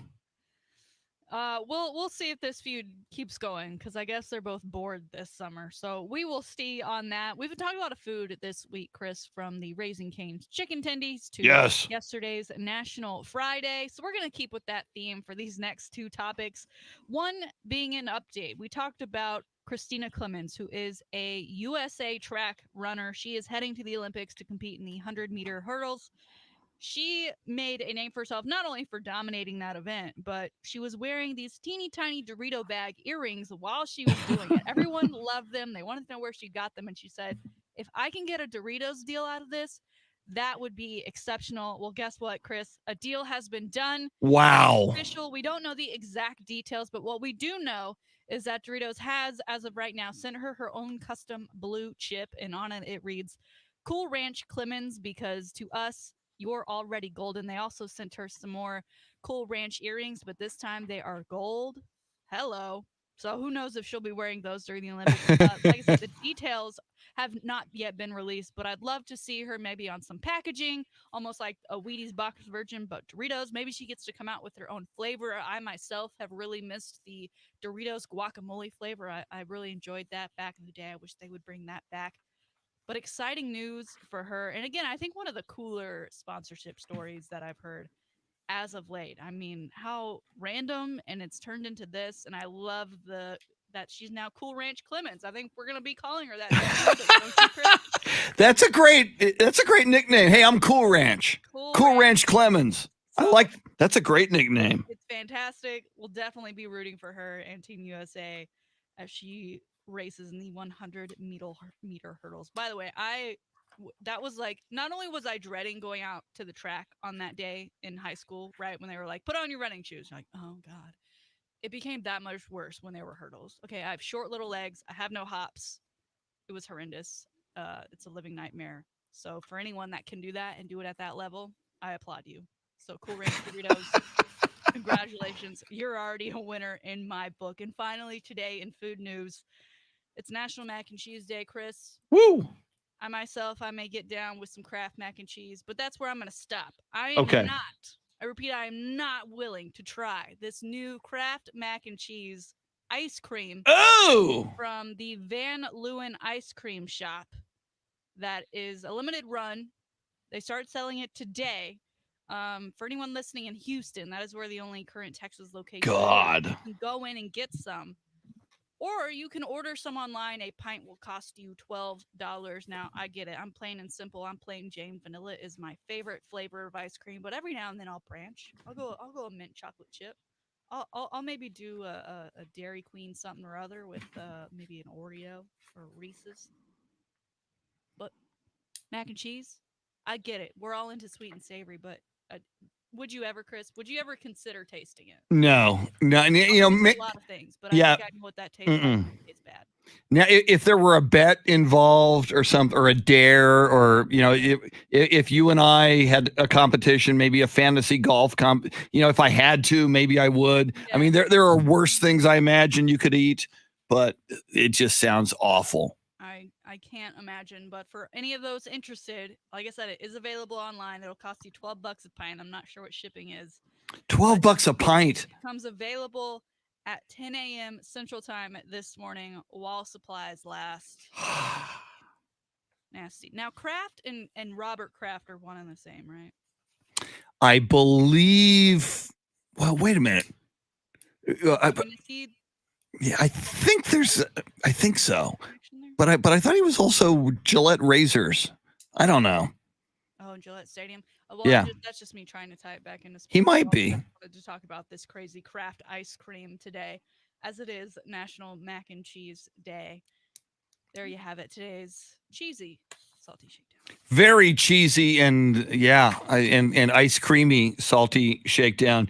And yeah, actually Dave Ayler was printing up. So Dave Ayler, Dave, you were aware early this morning as well of this Kraft mac and cheese ice cream on the market. What I would not eat it. Shannon would not eat it. What about you, Dave Ayler? I'm usually all for more ice cream the better, but I think that's taking it too far. Yeah. I might try it, but not for $12 a pint. Yeah, who the hell's going to pay $12 a pint? That's crazy. Rich people not in radio. Yeah. Who? Then just go get some, a gallon of chocolate or half gallon of chocolate or something. It'll cost you $3. Yeah. Another one of Dave's research items for us this morning, Shannon.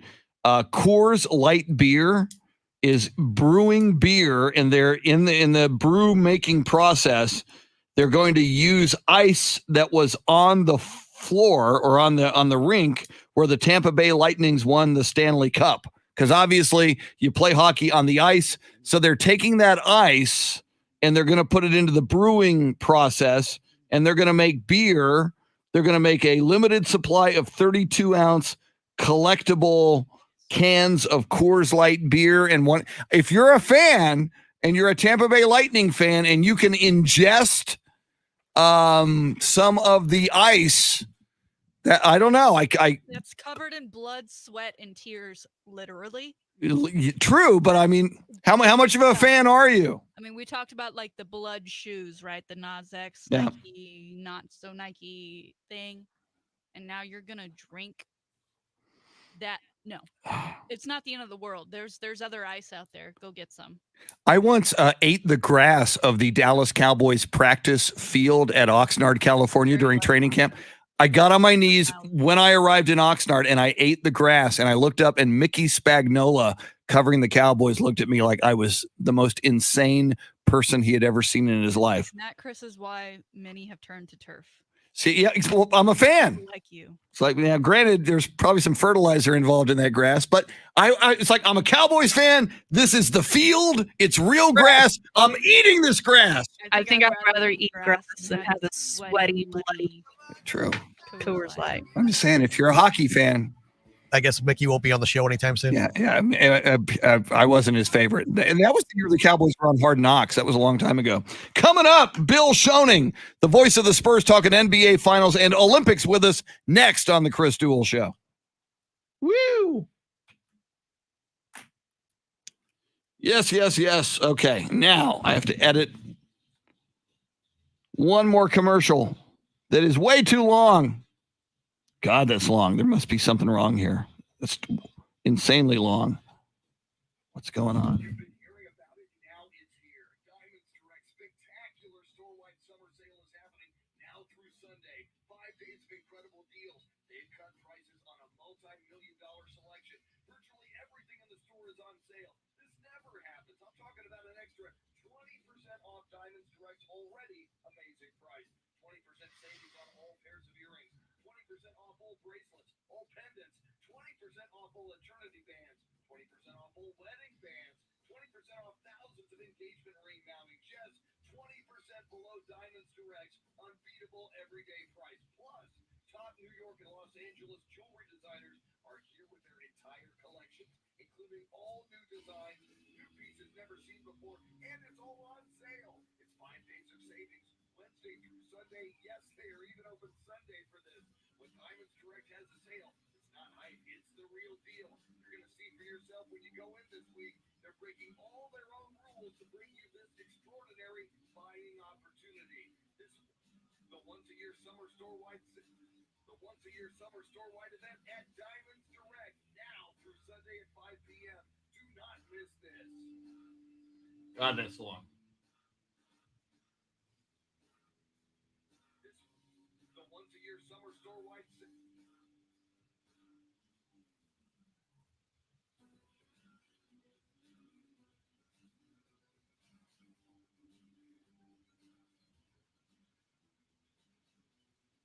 opportunity. The once-a-year summer store-wide event at Diamonds Direct. That is still 12. I need to get rid of 12 seconds. Direct already amazing price.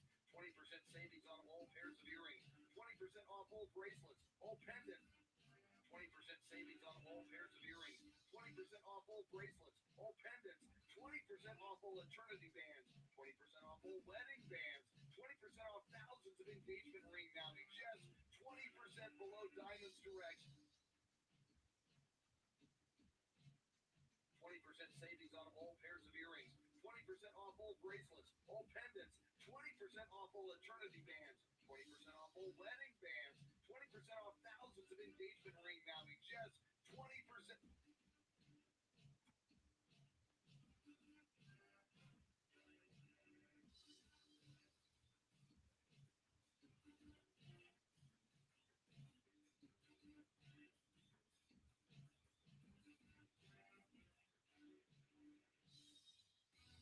Direct already amazing price.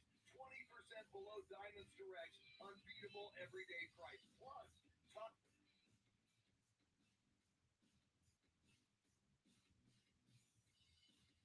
amazing price. 20% below Diamonds Direct. Unbeatable everyday price. Plus, top New York and Los already amazing price. 20% below Diamonds Direct. Unbeatable everyday price. Plus, top New York and Los Angeles.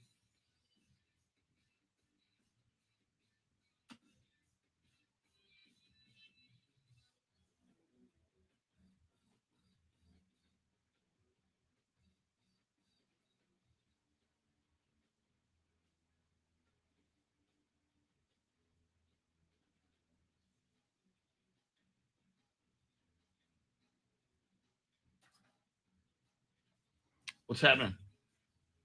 First of all, for business, I know you tried everything you could to get that interview, so it's not your fault. It's not our fault at all. But Yeah. on a different note, some of the worst baseball uniforms I've ever seen last night. I've heard a lot of people saying that. They should, Yeah. they should just like they used to. They should just let them wear their team uniforms, just like they always. That's had. the way it should be. Yeah. Crap, man. I agree with that. Gee. I totally agree with that.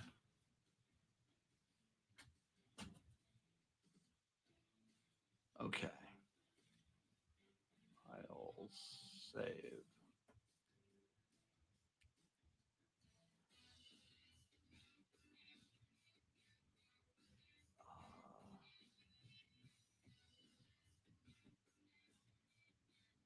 Yeah, John, and just piggybacking on what Shannon wrote, if you have an extra device, you know, the priority, obviously, there's thousands and thousands of people listening on the radio in San Antonio and Austin and beyond. And then, you know, the number significantly less for the YouTube and the Facebook feed. So, yeah, these microphones are set for radio.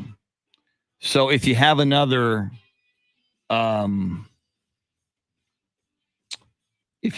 device, I highly recommend the iHeartRadio app and listening through there.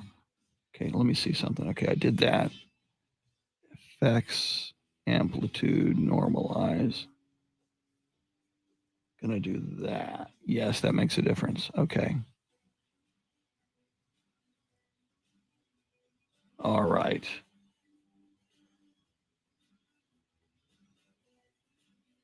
Now I'm almost done.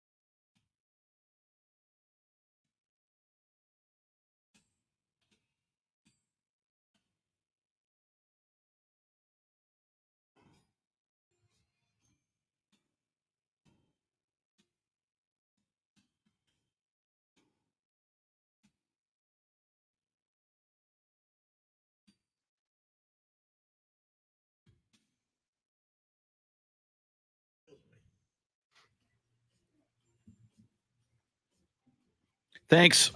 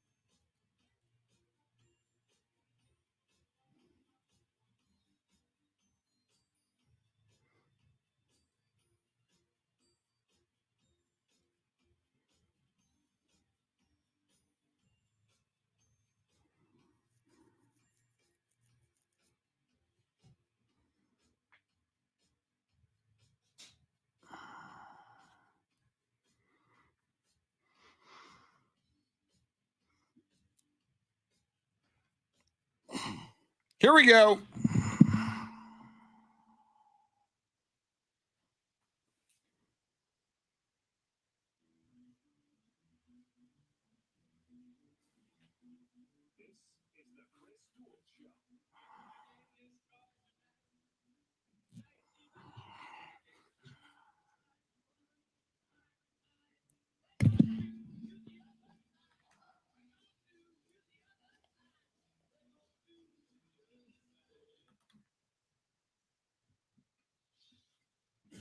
Now, Chris Duel.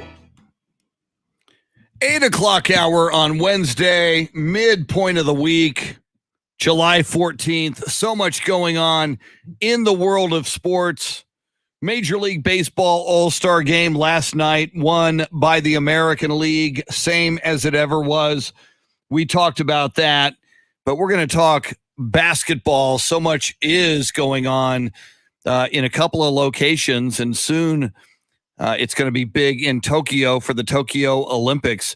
Team USA gets the win last night over Argentina. USA wins big after losing its first two exhibition games. This was an exhibition game, by the way, last night for the team, for the men's basketball team. They had lost originally over the weekend to Nigeria and then lost to Australia. We'll talk some Olympic basketball with our guest. And, of course, we will talk NBA Finals because he has been kind enough to be our NBA playoffs and finals analyst as we move into game number 4 tonight between the Milwaukee Bucks and the Phoenix Suns. He is the voice of the San Antonio Spurs, Austin's very own Bill Schoening. Bill, how are you doing this morning? Very good. Good morning, Chris. Is Shannon with you this morning? Shannon is here. Shannon, say hi to Bill. Hi, Bill. This is very good radio. Good morning, Shannon. Good morning. So, Bill, how much have you? I know you're watching the NBA Finals. The Team USA Olympic basketball a little harder to find than the NBA Finals. I think it's on the NBA Sports Network. But have you had a chance to catch any men's Olympic basketball yet? The exhibition games. I have. I haven't watched it extensively, but I have been able to watch a little bit of each game. Of course, they played much better last night. But I think folks are panicking a little bit too early because this is a USA team that's being put together as we speak, right? I mean, it takes a while to kind of get everybody on the same page. They're still not completely whole because several players who are playing in the finals will be joining the team in Tokyo as well. So I think that a lot of this panic from the two losses early to Nigeria and Australia may have been overreactions because this team is still, yet to go to Tokyo even, and they're still trying to figure each other out. And I've got a lot of confidence in Greg Popovich and Jay Wright, who's probably the best college coach out there right now, or at least one of them, right up there with Coach K. And then, of course, Steve Kerr's on that staff as well. So they've got guys that can figure it out. They've got talent on that club. It's just a matter of kind of putting it all together. And I'm still confident that they're going to have a nice run when they get to Tokyo. But as we talked about last week and we've talked about before, these international teams are much better than they used to be. And you can't expect just to go out there and win by 20 because you've got USA on your chest. And a lot of these international teams, like Australia, and I think Australia is going to be a tough out when these teams get to Tokyo, because last night they ran up the score. They didn't run up the score, but they had an easy win over a Nigeria team that beat the U.S., and they didn't even play a lot of their guys last night. So Australia is showing that they've got depth, and they've got guys who've played together. They've got a couple of NBA guys on that roster with Joe Ingles and their team leader, Patty Mills. So there is a lot of talent around the world playing basketball these days. And it will not be easy, and I think they already knew that going in.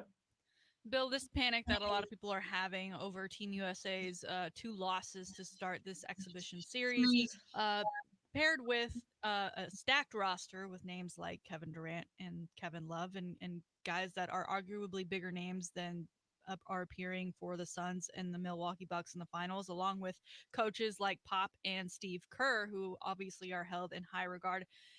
Are we, even though we're in the middle of the NBA finals, does it feel like to you that this Team USA narrative is overshadowing the finals that is typically all anyone can talk about at this time? Or is it just me? Because I'm starting to feel like we've already claimed the Suns as the winners. We don't really care so much about either squad, so we're just focusing on Team USA now. Certainly hope not, because these are exhibition games. These are warm-up games. Pop's still trying to figure out what he's got, and again, he's not even got his complete roster yet. So I think it's kind of premature to be looking at Team USA and panicking. And I think the finals are not over. I don't think Phoenix has won this thing yet. And I think that Milwaukee showed they've got a lot of fight, and they're right back in the series now. Obviously, it's a pivotal game for every game is pivotal in the 7-game series, but they want to follow up what they did the other night. They played so much better in Game 3 than they played in Game 2, and I expect them to bounce back, and they have. And now, of course, the ball is going to be thrown up again tonight in Game 4 will be very important. Phoenix has to do a number of things better in this ball game tonight. One is get to the free throw line. They got outscored on the free throw line by a bunch in that Game 3. In fact, I think they only got to the line 16 times, Phoenix, and the Bucks shot 26 free throws. So they were outscored 20-11 at the free throw line. And, of course, they completely flipped the script on three-pointers. In Game 2, Phoenix hit 20 three-pointers. They were 20 for 40. And in Game 3, they were just 9 of 31. So much better perimeter defense, much more active defensively, were the Milwaukee Bucks in Game 3. And, of course, they got fueled by that great home crowd. These fans are hungry. They haven't won a championship in 50 years. So, and of course, Phoenix has never won one. So it's great to see home court advantage mean something again, because all during the regular season, as we've talked about many times during the course of the season, Chris, it didn't mean as much because the buildings were empty or they only had a couple of thousand people in there. And now you're seeing full arenas, both inside and outside at the Fiserv Forum there in Milwaukee, where they've got just as many people outside cheering as they do inside. He's the voice of the San Antonio Spurs, Bill Schoening, and he's serving as analyst for us for the NBA Finals and for the Olympics for Team USA. And Bill, I know we're kind of bouncing back and forth between the U.S. men's Olympic team and the NBA Finals, but this question does kind of overlap. There are 3 players who are still playing in the finals who ultimately, as soon as the finals end, they're going to join Team USA. And if these finals go deep with 6 or 7 games, that might just be hopping on a flight and heading to Tokyo. That would be Devin Booker of the Phoenix Suns, Drew Holiday of the Milwaukee Bucks, and Chris Middleton of the Milwaukee Bucks. 2-part question, Bill. How much will, these 3 guys help Team USA? We've talked about, and you just said it, it's true. They're putting this team together on the fly, and now you're going to add these 3 guys, in a week or two to Team USA. And how do you think the fatigue going as deep as you can go in the NBA Finals for Devin Booker, Drew Holiday, and Chris Middleton, how do you think the fatigue factor might affect them moving right on to international play in the Olympics? I think the fatigue factor is probably not as big a deal because these games are shorter and their rotations will probably be shorter. Pop will have a lot of different talented guys to try to mix and match, even as they get to Tokyo. So I don't think that they'll be playing, super heavy minutes in the international play. These are 40-minute games instead of 48-minute games. And again, they've got some guys that have already been playing. So I don't think they're going to be asked to come in and play 40 minutes a game in these games in the Olympics. So I don't think that is as big a factor. Getting them all together and getting some workouts in and some practices in will be important. Devin Booker obviously brings a lot to the table. Holiday does as well. I think Holiday's toughness and his experience, his defense will be important for Team USA. And obviously Booker can score. Middleton's still kind of finding himself in this series, and he could be one of the X factors for Milwaukee. And we are bouncing back and forth here, aren't we, Chris? Yeah, it works though. Yeah. Now that we're talking about these guys that are playing in the finals, but Booker obviously had a 4-game in Game 3. He was only 3 for 14, and Phoenix is not going to win, in my opinion, if you don't have Devin Booker getting at least 20 points per game. So they really need Devin Booker to get back on track. Phoenix does in Game 4, but Devin Booker obviously is a young star in the NBA, and he'll be relied on for his scoring once he gets to Team USA. Bill, a guy that folks thought we would see in both the finals and on the USA roster for this upcoming Olympics, Kawhi Leonard. It was revealed yesterday that he underwent surgery for a right ACL tear. I kind of was asking Chris this earlier. I don't know all the rules, but I believe in the NFL, when there are injuries and you release your injury list for the week, you have to state what those injuries are. And if it comes to the light that you didn't either express just how injured someone was or you put down the wrong thing, that those teams could then be fined or punished in some form. And it seems like the NBA maybe doesn't have that rule, because he just kind of sat out and there was a question continuing of, will he come back? Well, if they make it to the finals, will he come back? Well, we hear that it's an ACL tear, but we never actually got anything concrete on that. Is that weird for the NBA, or is it just becoming the thing that is Kawhi Leonard? That's a good point right there, Shannon. But I think one of the things that happened is that maybe the Clippers were kind of hoping that he might be able to come back. And obviously they didn't rule him out. They had him questionable or doubtful, actually, for those games, but they didn't have him out for the entire series. And then when they got in there and really took a look at it, they said, we got to go ahead and do this. It's a shame for Kawhi Leonard, but injuries were such an important part of what has happened in the playoffs this year. You look at all the teams who were affected. A lot of people think the Denver Nuggets could have been a team that could have made the finals, but Jamal Murray got hurt. And obviously Kawhi Leonard's injury with the Clippers and Kyrie Irving's injury with the Nets. So there are a lot of guys that were hurt during the course of the playoffs. But as far as Kawhi is concerned, it's best that he get that done right now, if there was any question at all. And they have not set a timetable for his return. But usually an ACL injury takes a while to come back from surgery, especially. He's the voice of the San Antonio Spurs, Bill Schoening. And Bill, as I hear Shannon ask you about how the NBA handles injuries and injury reports, what's jumped into my head didn't Greg Popovich once on an injury report, Tim Duncan was out of the lineup for a Spurs game, and wasn't Tim Duncan listed as old as the reason for being? Do you remember that? That is my memory serving me correctly on that? I believe that is correct. Yes. The longtime athletic trainer for the Spurs who's got a great sense of humor. He may have actually been behind that. I don't know that for sure. But knowing Will, knowing the practical jokes that he pulls sometimes, I wouldn't doubt that Will was behind that. But yeah, old was the official listing for Tim when he was out for one game. I guess it was getting rest.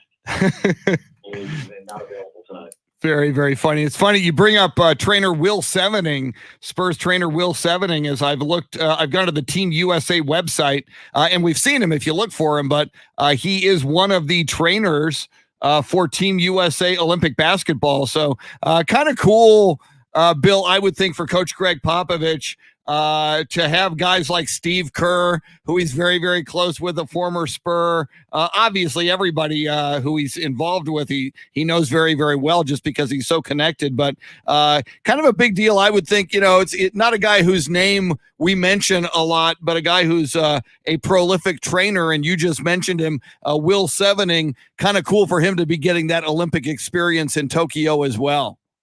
Yeah, and Pop has been singing the praises of Will Sevening, the team's athletic trainer, for years and years. Will's been with the team for all 5 of the championships. He goes back to the late 90s with the Spurs. He was with the Indiana Pacers before that, and just a great guy. I personally missed traveling with him last year. He used to always keep things loose in the back of the plane with practical jokes and bad puns and things like that. So, and I know that Pop is very comfortable with him being right there. And if you watch him, he keeps track of fouls. So you'll see him from time to time kind of lean over to Pop and say, that's the second personal foul on Durant or whoever happens to pick up that personal foul. So he's a guy that Pop has relied on for a long, long time. Bill, any concern for Spurs fans that Derek White may leave to go to the MLB after being named the All-Star MVP from the celebrity softball match this past week? I'm just hoping that Derek White comes back healthy and has a full year next year because I felt so bad for the guy. It was really a season of fits and starts for Derek White, and he's such an important part of what the Spurs do and their future. It was great to see him do well in the celebrity softball game, but more importantly, let's get number 4 out there to have a full, healthy season because I think that part of the Spurs' problems last year were tied with the fact that they couldn't get a full roster and get a lot of momentum going, and that was part of that obviously was the injury to Derek White as he was in and out of the lineup. Well, and Bill, tying Derek White back into Team USA basketball, and it's going to lead to my next question for you a little bit. Derek White a year ago worked out with and was very impressive working out with a Team USA and playing with Team USA. I think it gave him tremendous experience, playing with and going against the best of the best in the world of basketball. And I did notice this summer in Las Vegas, Keldon Johnson on the select team, and he was even selected to stay around a little bit longer and work out against and with Team USA as they prepared for the Olympics. Young guy, very impressive. I think you would agree, Bill, and you know him very well, has a bright future with the Spurs. But Keldon Johnson, I got to believe his summer experience with Team USA is going to provide dividends for him down the line. There's no question about that. It really helped Derek White, as you mentioned, and now it's going to help Keldon Johnson, give him a lot of confidence. He's around these guys. You can only get better when you play against guys who are this good. So I think this is a great experience for Keldon Johnson. He has a great attitude, certainly one of the bright stars, the future for the Spurs. And I'm just looking forward to seeing him continuing to develop his game and continue to be part of the Spurs' future with the other good young stars the Spurs have. I'm sure Chris and I will get into it a little bit more in the next segment, but I wanted to get your opinion. We've got the NBA 2K22 cover athlete reveal going on this week. There is rumor that'll actually be multiple athletes on one cover. Candace Parker is rumored to be on it. Dirk Nowitzki, Kevin Durant, I believe Kareem Abdul-Jabbar is also possibly going to be on there. Typically they do one athlete and then they have different levels of the game that you can buy that maybe have a different athlete on there. But based on this past season, what's one athlete that you think deserves a cover for this awesome game that I somehow continue buying myself? NBA 2K cover. About basketball now? Yes, back to basketball. Okay. We have to wait and see how the finals play out, but I think Chris Paul probably should be considered. Wow.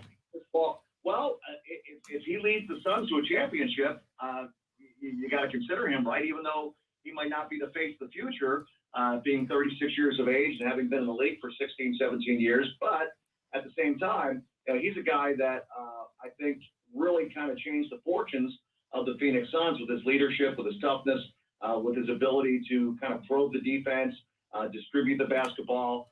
He's been a very important part of a Phoenix Suns team that had not made the playoffs, guys, in 11 years. And here they are in the NBA Finals. So there are a lot of different guys you can think about doing, putting on the cover there. But I would think that Chris Paul will be a guy that you'd want to put on the cover because of what he's done this season. Well, and Bill, as you bring up Chris Paul, I think if the Suns win this series, I think that becomes a storyline. Devin Booker, as spectacular as he is, and it was interesting. I think it was game one that Chris Paul kind of was the star for the Suns, and then game 2, Devin Booker kind of emerged more. I kind of have the feeling, Bill, and I just want to see if you do as well. If things are kind of equal in a race for the MVP of these finals, if the Suns win, I gotta believe Chris Paul kind of becomes a sentimental favorite to be the MVP if he's close to Devin Booker or another Phoenix Sun. What do you think? And how amazing would it be if Chris Paul not only wins a title this year, but becomes the NBA Finals MVP?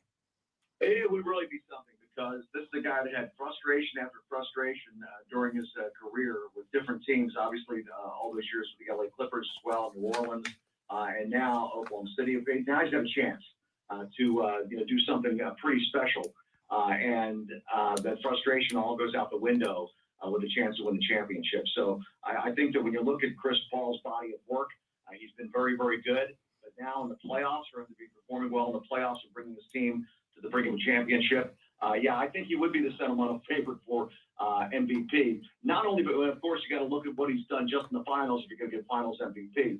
But I don't think this team would be where it is without Chris Paul and his leadership. And Bill, I got to ask you this now. Going into these playoffs, you told us, because you are very, very close to a lot of broadcasters on teams from around the league, along with the national broadcasters, but you brought up Al McCoy, the voice of the Phoenix Suns, who's been with them forever, like 1972. He's been the voice of the Phoenix Suns. And you said very early on, I think before the playoffs even began, that you would like to see Al McCoy experience the finals and get a championship ring. Your rooting interest, you got Al McCoy, you got Monty Williams. There's a lot of reasons to pull for the Suns, yet the Milwaukee Bucks, we've got Mike Budenholzer, former Spurs assistant Chad Forcier. You got Bryn Forbes over there. What is your rooting interest in these NBA finals? Are you rooting Suns, or are you rooting Milwaukee Bucks, or are you, something I can't even imagine, objective enough not to be fully rooting for either one of these teams? For a 7-game series. Nice. The basketball to continue. And you're right. I've got kind of rooting interest for both teams. And I was actually pulling for Milwaukee in Game 3 because I wanted to see them get back in the series. But Chad Forcier was such a great guy for us, for Spurs Radio, because he was such a go-to guy and was so important in the development of young players during his time with the Spurs. And but Al McCoy has been a friend of mine ever since I got in the league. He's the dean of NBA play-by-play guys. And Monty Williams, of course, is a great guy too. So, and there's another guy on the Milwaukee staff, Darvin Ham, who played at Texas Tech and then was an assistant with the Austin Toros before they were the Austin Spurs. And Darvin's a great guy. So there are a lot of friends on both sides of the ball. And I'm just pulling for a good series because it's hard to pull against certain people. I have a hard time pulling against Monty Williams. I have a hard time pulling against Mike Budenholzer. Yeah, and I'm with you. I do as well. Pull for a long series. I hope. I think if Phoenix wins tonight 3-1, I think Phoenix has a chance to wrap it up in a Game 5 at Phoenix. So tonight I'm kind of pulling for Milwaukee to make it 2-2 to give us more basketball. He is the voice of the San Antonio Spurs, Bill Schoening. Bill is on Twitter, by the way, at Spurs Radio. Great follow on Twitter as well. Bill, always great, always insightful and fun. We love having you on. Thanks for taking the time and enjoy the game number 4 of the NBA Finals tonight. Thanks, Chris. Appreciate you guys. All right. Thanks so much. Bill Schoening, the voice of the San Antonio Spurs. And as we roll forward, Shannon is right. The NBA 2K cover will be revealed today. We'll talk about that. We will speculate on who might be on that cover of NBA 2K. Plus, the Emmy Award nominations are in. We'll take a look at the Emmy Awards, including Ted Lasso, which I am getting lassoed in to watch that. Shannon's talked me into it. I watched episode 1 last night. I like it. So we'll see what else is big in Emmy Award nominations. So many of us locked up for the last year, sequestered because of the pandemic. We've seen a lot of these streaming shows and movies ourselves. So probably more of us know a lot of these nominees than usual. Final segment coming up. Don't go anywhere. Lots more to talk about on the Chris Duel Show. Woo! Taro, welcome in.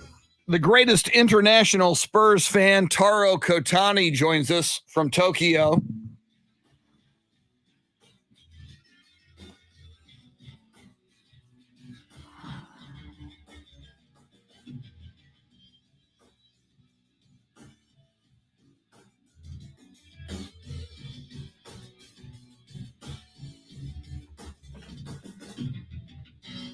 I got to take a photo of the UTSA prediction of 10-2 and text it to Andy Everett. I can't believe Dave Campbell is picking them to go 10-2. So I am going to photograph it and text it.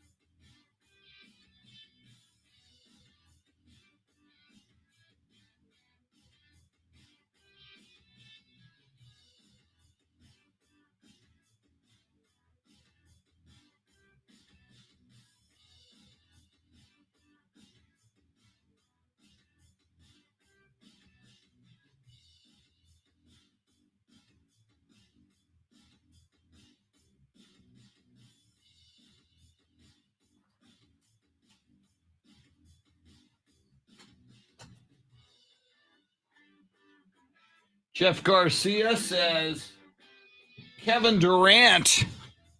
And Jeff Garcia knows his NBA 2K. Jeff, we got to get you back on the show here pretty quickly. Should have, I even thought about it, but too late this morning. You would have been great for the NBA 2K discussion here. By the time I thought about it, it was too late. Okay, let me.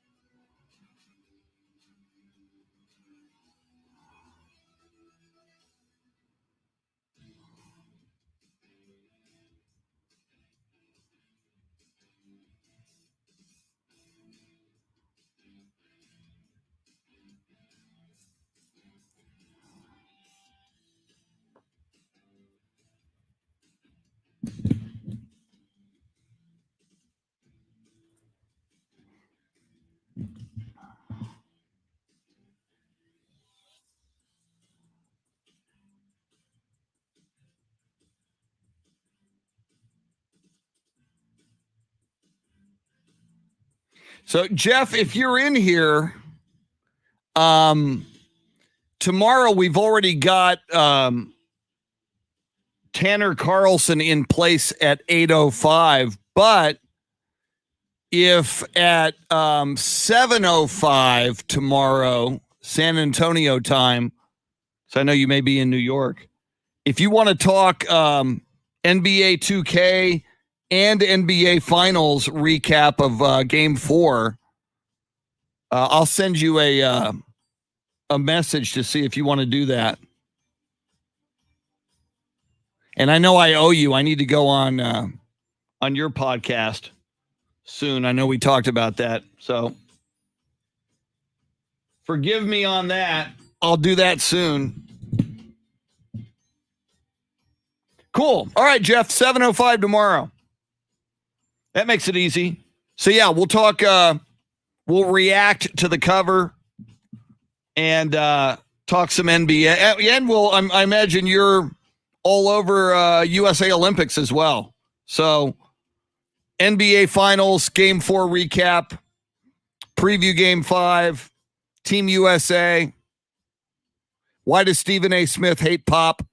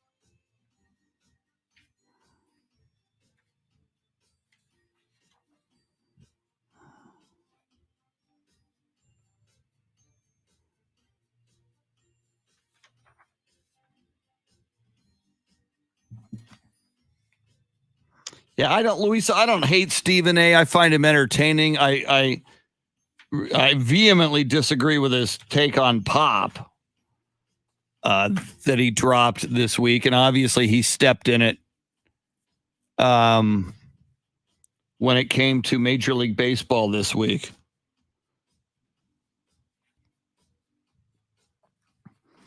Most Emmys went to The Crown and The Mandalorian with 24 nominations each. My God, that's a lot of nominations. Here we go.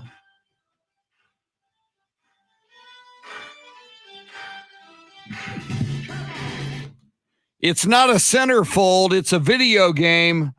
It's NBA 2K, and it's going to make big news today, a little bit later today. In fact, Shannon, they'll probably do it at 9:02 a.m. Chris Duel Show with Shannon Salty Sweeney. Shannon, you and I have a running joke. A lot of times big sports news is made right after we go off the air, which drives us crazy because we occasionally something happens in the 8 o'clock hour and we're able to react to it live and in real time, which is a lot of fun. It is unfair. Yes. So we like to get ahead of it. We like to predict the news that it will break. I like it. So that the next day we can come on and say, told you so. Told ya. I told you Becky Hammond was going to be on the cover of NBA 2K as a coach. Not going to happen. That's not my prediction. One day, yes. Maybe do. One day. I agree with that. I think she will one day. Not that day. No, not that day. So, the big reveal, and there's been some cryptic videos from NBA 2K and what Shannon, you've been trying to piece together the tea leaves, the little crumbs of clues. Where do you think this is going to go today? So some of these tea leaves you mentioned, there's a lot of videos. Other tea leaves that I've found are promotional pages and ads and cardboard cutouts that you would find, I don't know, in a game store to promote the sale. which has the cover athletes on it. So I'm pretty sure we've got Candace Parker, Kevin Durant, Dirk Nowitzki, and Kareem Abdul-Jabbar. And I don't know if that's going to be all on one cover. I don't know if they're going to do different editions. A lot of times they'll do like for $60 you get the base game, for $75 you get the base game plus extra in-game currency. And then they have these other incentives, right? If you, I think that goes all the way up to like $150 version, which is insane when it's Wow. you can play in the game and then earn on your own time, whatever. This game, the reason why I have a love hate relationship is because it is a grind. You go in, and the point of the game is obviously to win. And when you win, you get in game currency. And with that in game currency, you can improve your player's attributes. Lots of people like to buy like clothing for their player with their in-game stuff, whether it be shoes that they can't get in real life but you can get them in the game, or whether they want to give their athlete this crazy hairstyle because you can have it pink. I mean, you can basically create Birdman if you wanted to Wow. in this game, but it is a huge grind, a lot of hours to get there. And I enjoy playing the career mode because I like the story they do at the beginning, and sometimes they have like a Spike Lee direct it, but other times it just really falls flat. And so it's Mm. something that kind of will bring me into it, will take me out of it all at the same time. So I tend to every year be like, I'm not gonna get it. I just had last year's. It's the exact same. Why would I get it? And then once they cut that price to like 20, $30, I'm like, yeah, I guess I'll get it. I have time. But and to the point of them trying to create new things and new incentives for people to buy this game year in and year out, because it's a lot of the same players.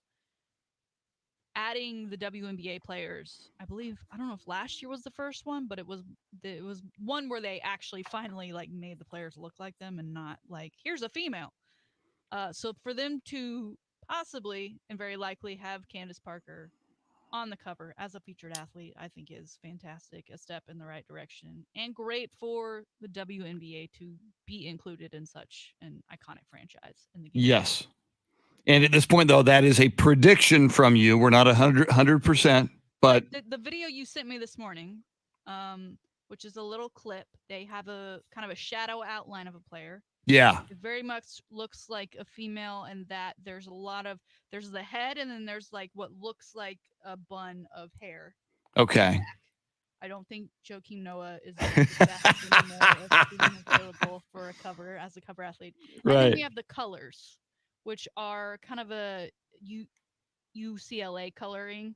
I believe, I don't know the name of the team, but I know she's going back to her home team, and I believe that these are the colors Ah, represent her new squad. So that's what okay. those pieces got stitched together. And then there's another video that they posted, I think yesterday, where they kind of were teasing that the cover was going to be released. And then they brought you into, I guess, maybe the filming session of one of these cover athletes. And they had that athlete blurred out. Looks very tall, looked to be wearing a black uniform, which led a lot of people to believe Kevin Durant. Wow. So your prediction, Kevin Durant, Candace Parker, and, along with Dirk Nowitzki and Kareem Abdul-Jabbar. Now, let me ask you about that. Kareem, obviously one of the greatest, one of the great elite greatest players, where I can see Kareem being ranked in the top 5. Dirk, we love him, but I think of all the other retired players that you can choose from, I find Dirk Nowitzki a little of an interesting call. Why do you think it might be Dirk Nowitzki? Well, for Kareem, like I said, they typically do a lot of different versions. And so, like the throwback version, they'll typically put an old school, high profile player. Yeah. So, Kareem, check. Dirk, I do not know. I Mm. do not know. I think he's a high profile player. I don't know that he's ever had the cover, so maybe there was a little bit of that. Yeah. Maybe he's a guy who deserved at one point to be the cover, but got edged out for whatever reason. And he obviously, being German, he's an international guy. We talk about how international things are. It's an Olympic year. He has a street named after him. There's now Luca. And so I think Dirk has just naturally been in the conversation more this year than it was in the first year of his retirement because of all those comparisons, because of that relationship. So I think for marketing purposes, it could go a long way. I don't know. And as a Mavs fan, I'm cool with it. I'm game. Well, and as you mentioned, Dirk being an international player, if it is these four, you look at them, Kevin Durant, arguably the greatest player right now, Candace Parker, one of the greatest women ever. So you've got a woman there, you got a man and a woman, WNBA and NBA.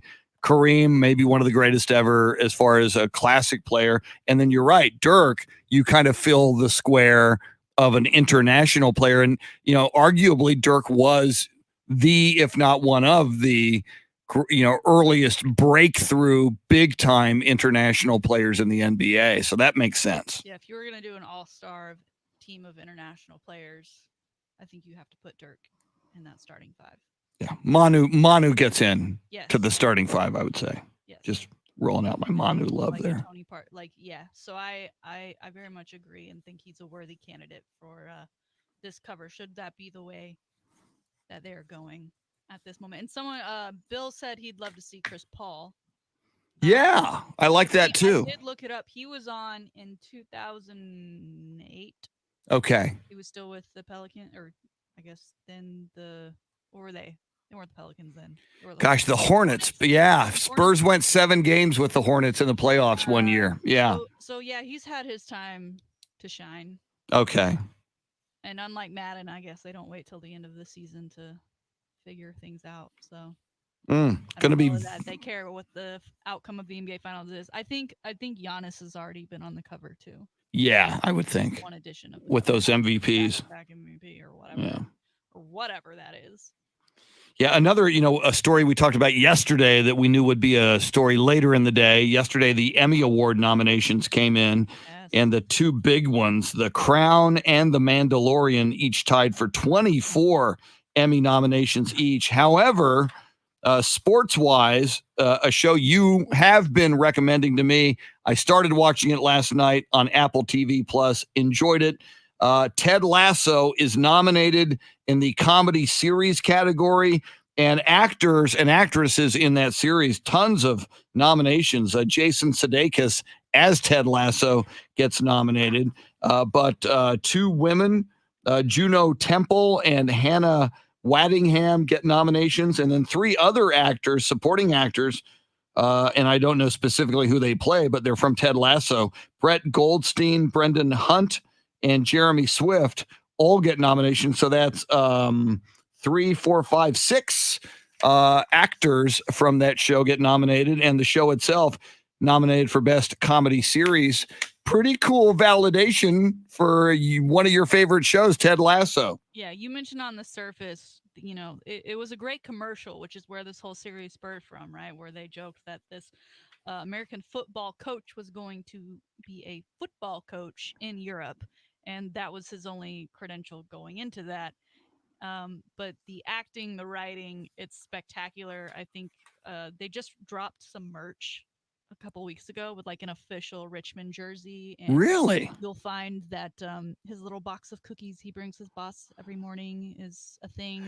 There's jokes about that. I mean, they've really struck a chord with a lot of people, and people are really into it. And I think in a time, considering last year when this first season dropped, when everyone was at home and everyone was watching TV, there weren't a lot of comedies like that I can think about that came out. And it was, I think, a great escape for people, and just to sit and laugh and have some enjoyment. But also there's very real subjects in there that people can relate to. So I'm very happy to be a fan of the show and to see that it is rightfully being nominated once again for the Emmys. Now I want to ask you this, because yes, the Emmys, along with a lot of these award shows, the Oscars, the Grammys, whatever, there's always the debate of, A, should there even be a host? And then, okay, there's going to be a host. Who should it be? Do they have anything to do with the ratings slumping? Or is it just the fact that people don't care, or we can go see these things on the internet the next day? Why sit through the 3 hours? This year's Emmy host, Cedric the Entertainer. Now, you, sir, are a host. We are witnessing that as we speak. You've also taken the stage as a professional comedian. Believe it or not. For a lifetime. Yeah. Don't let the radio fool you. I actually did that. Yeah. So your thoughts on people being pegged to host these types of awards, what the strategy should maybe be for them, and then, Cedric the Entertainer. I don't know much about him other than that his name happens to have the Entertainer tag. Yeah. I'm vaguely familiar with Cedric the Entertainer. I think he's very good. I think you need, when you do this, you need to hit a home run. I do like a host, but you've really got to nail it. Ellen DeGeneres, when she was hot before the controversy, has hosted some of these over the years. You need who was the guy who was taking shots at everybody? God, yeah, Ricky. See, I love that. Ricky Gervais had Tom Hanks cringing in the audience. Or Tina Fey and Amy Poehler. Yes, but the virtual thing, they did it virtually this year. None of that. Okay, none of yeah, that. that's tough to do. But yeah, I think it's good to have a host or a hostess, or Tina Fey, Amy Poehler is a great duo. But you've got to find a way to knock it out of the park. So we'll see if Cedric the Entertainer can do that. Well, and again, they again did virtual last year too. I think they had kind of, everyone was a little separate. They had their own parties and then they telecast it in. So he's got a lot to fill. There's a lot to live up to after last year's.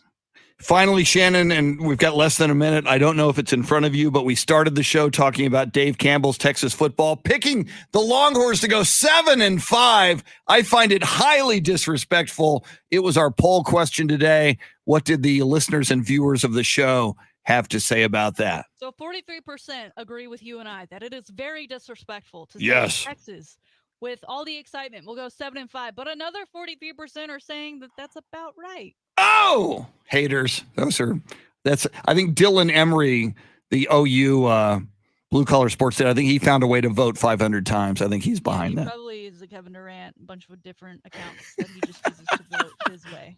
Dylan Emery and all of his burner accounts. Yes. Yep. Shannon, spectacular as always. Let's do it again in 21 hours. I'll be here. Let's do it. Yes, and we will know and we'll talk about it tomorrow, who's on the cover of NBA 2K. Dave Ayler, you rock, sir. Thank you. Thank you. Thank you to Bill Schoening. Thank you to everybody for listening and watching the show. We will see you mañana.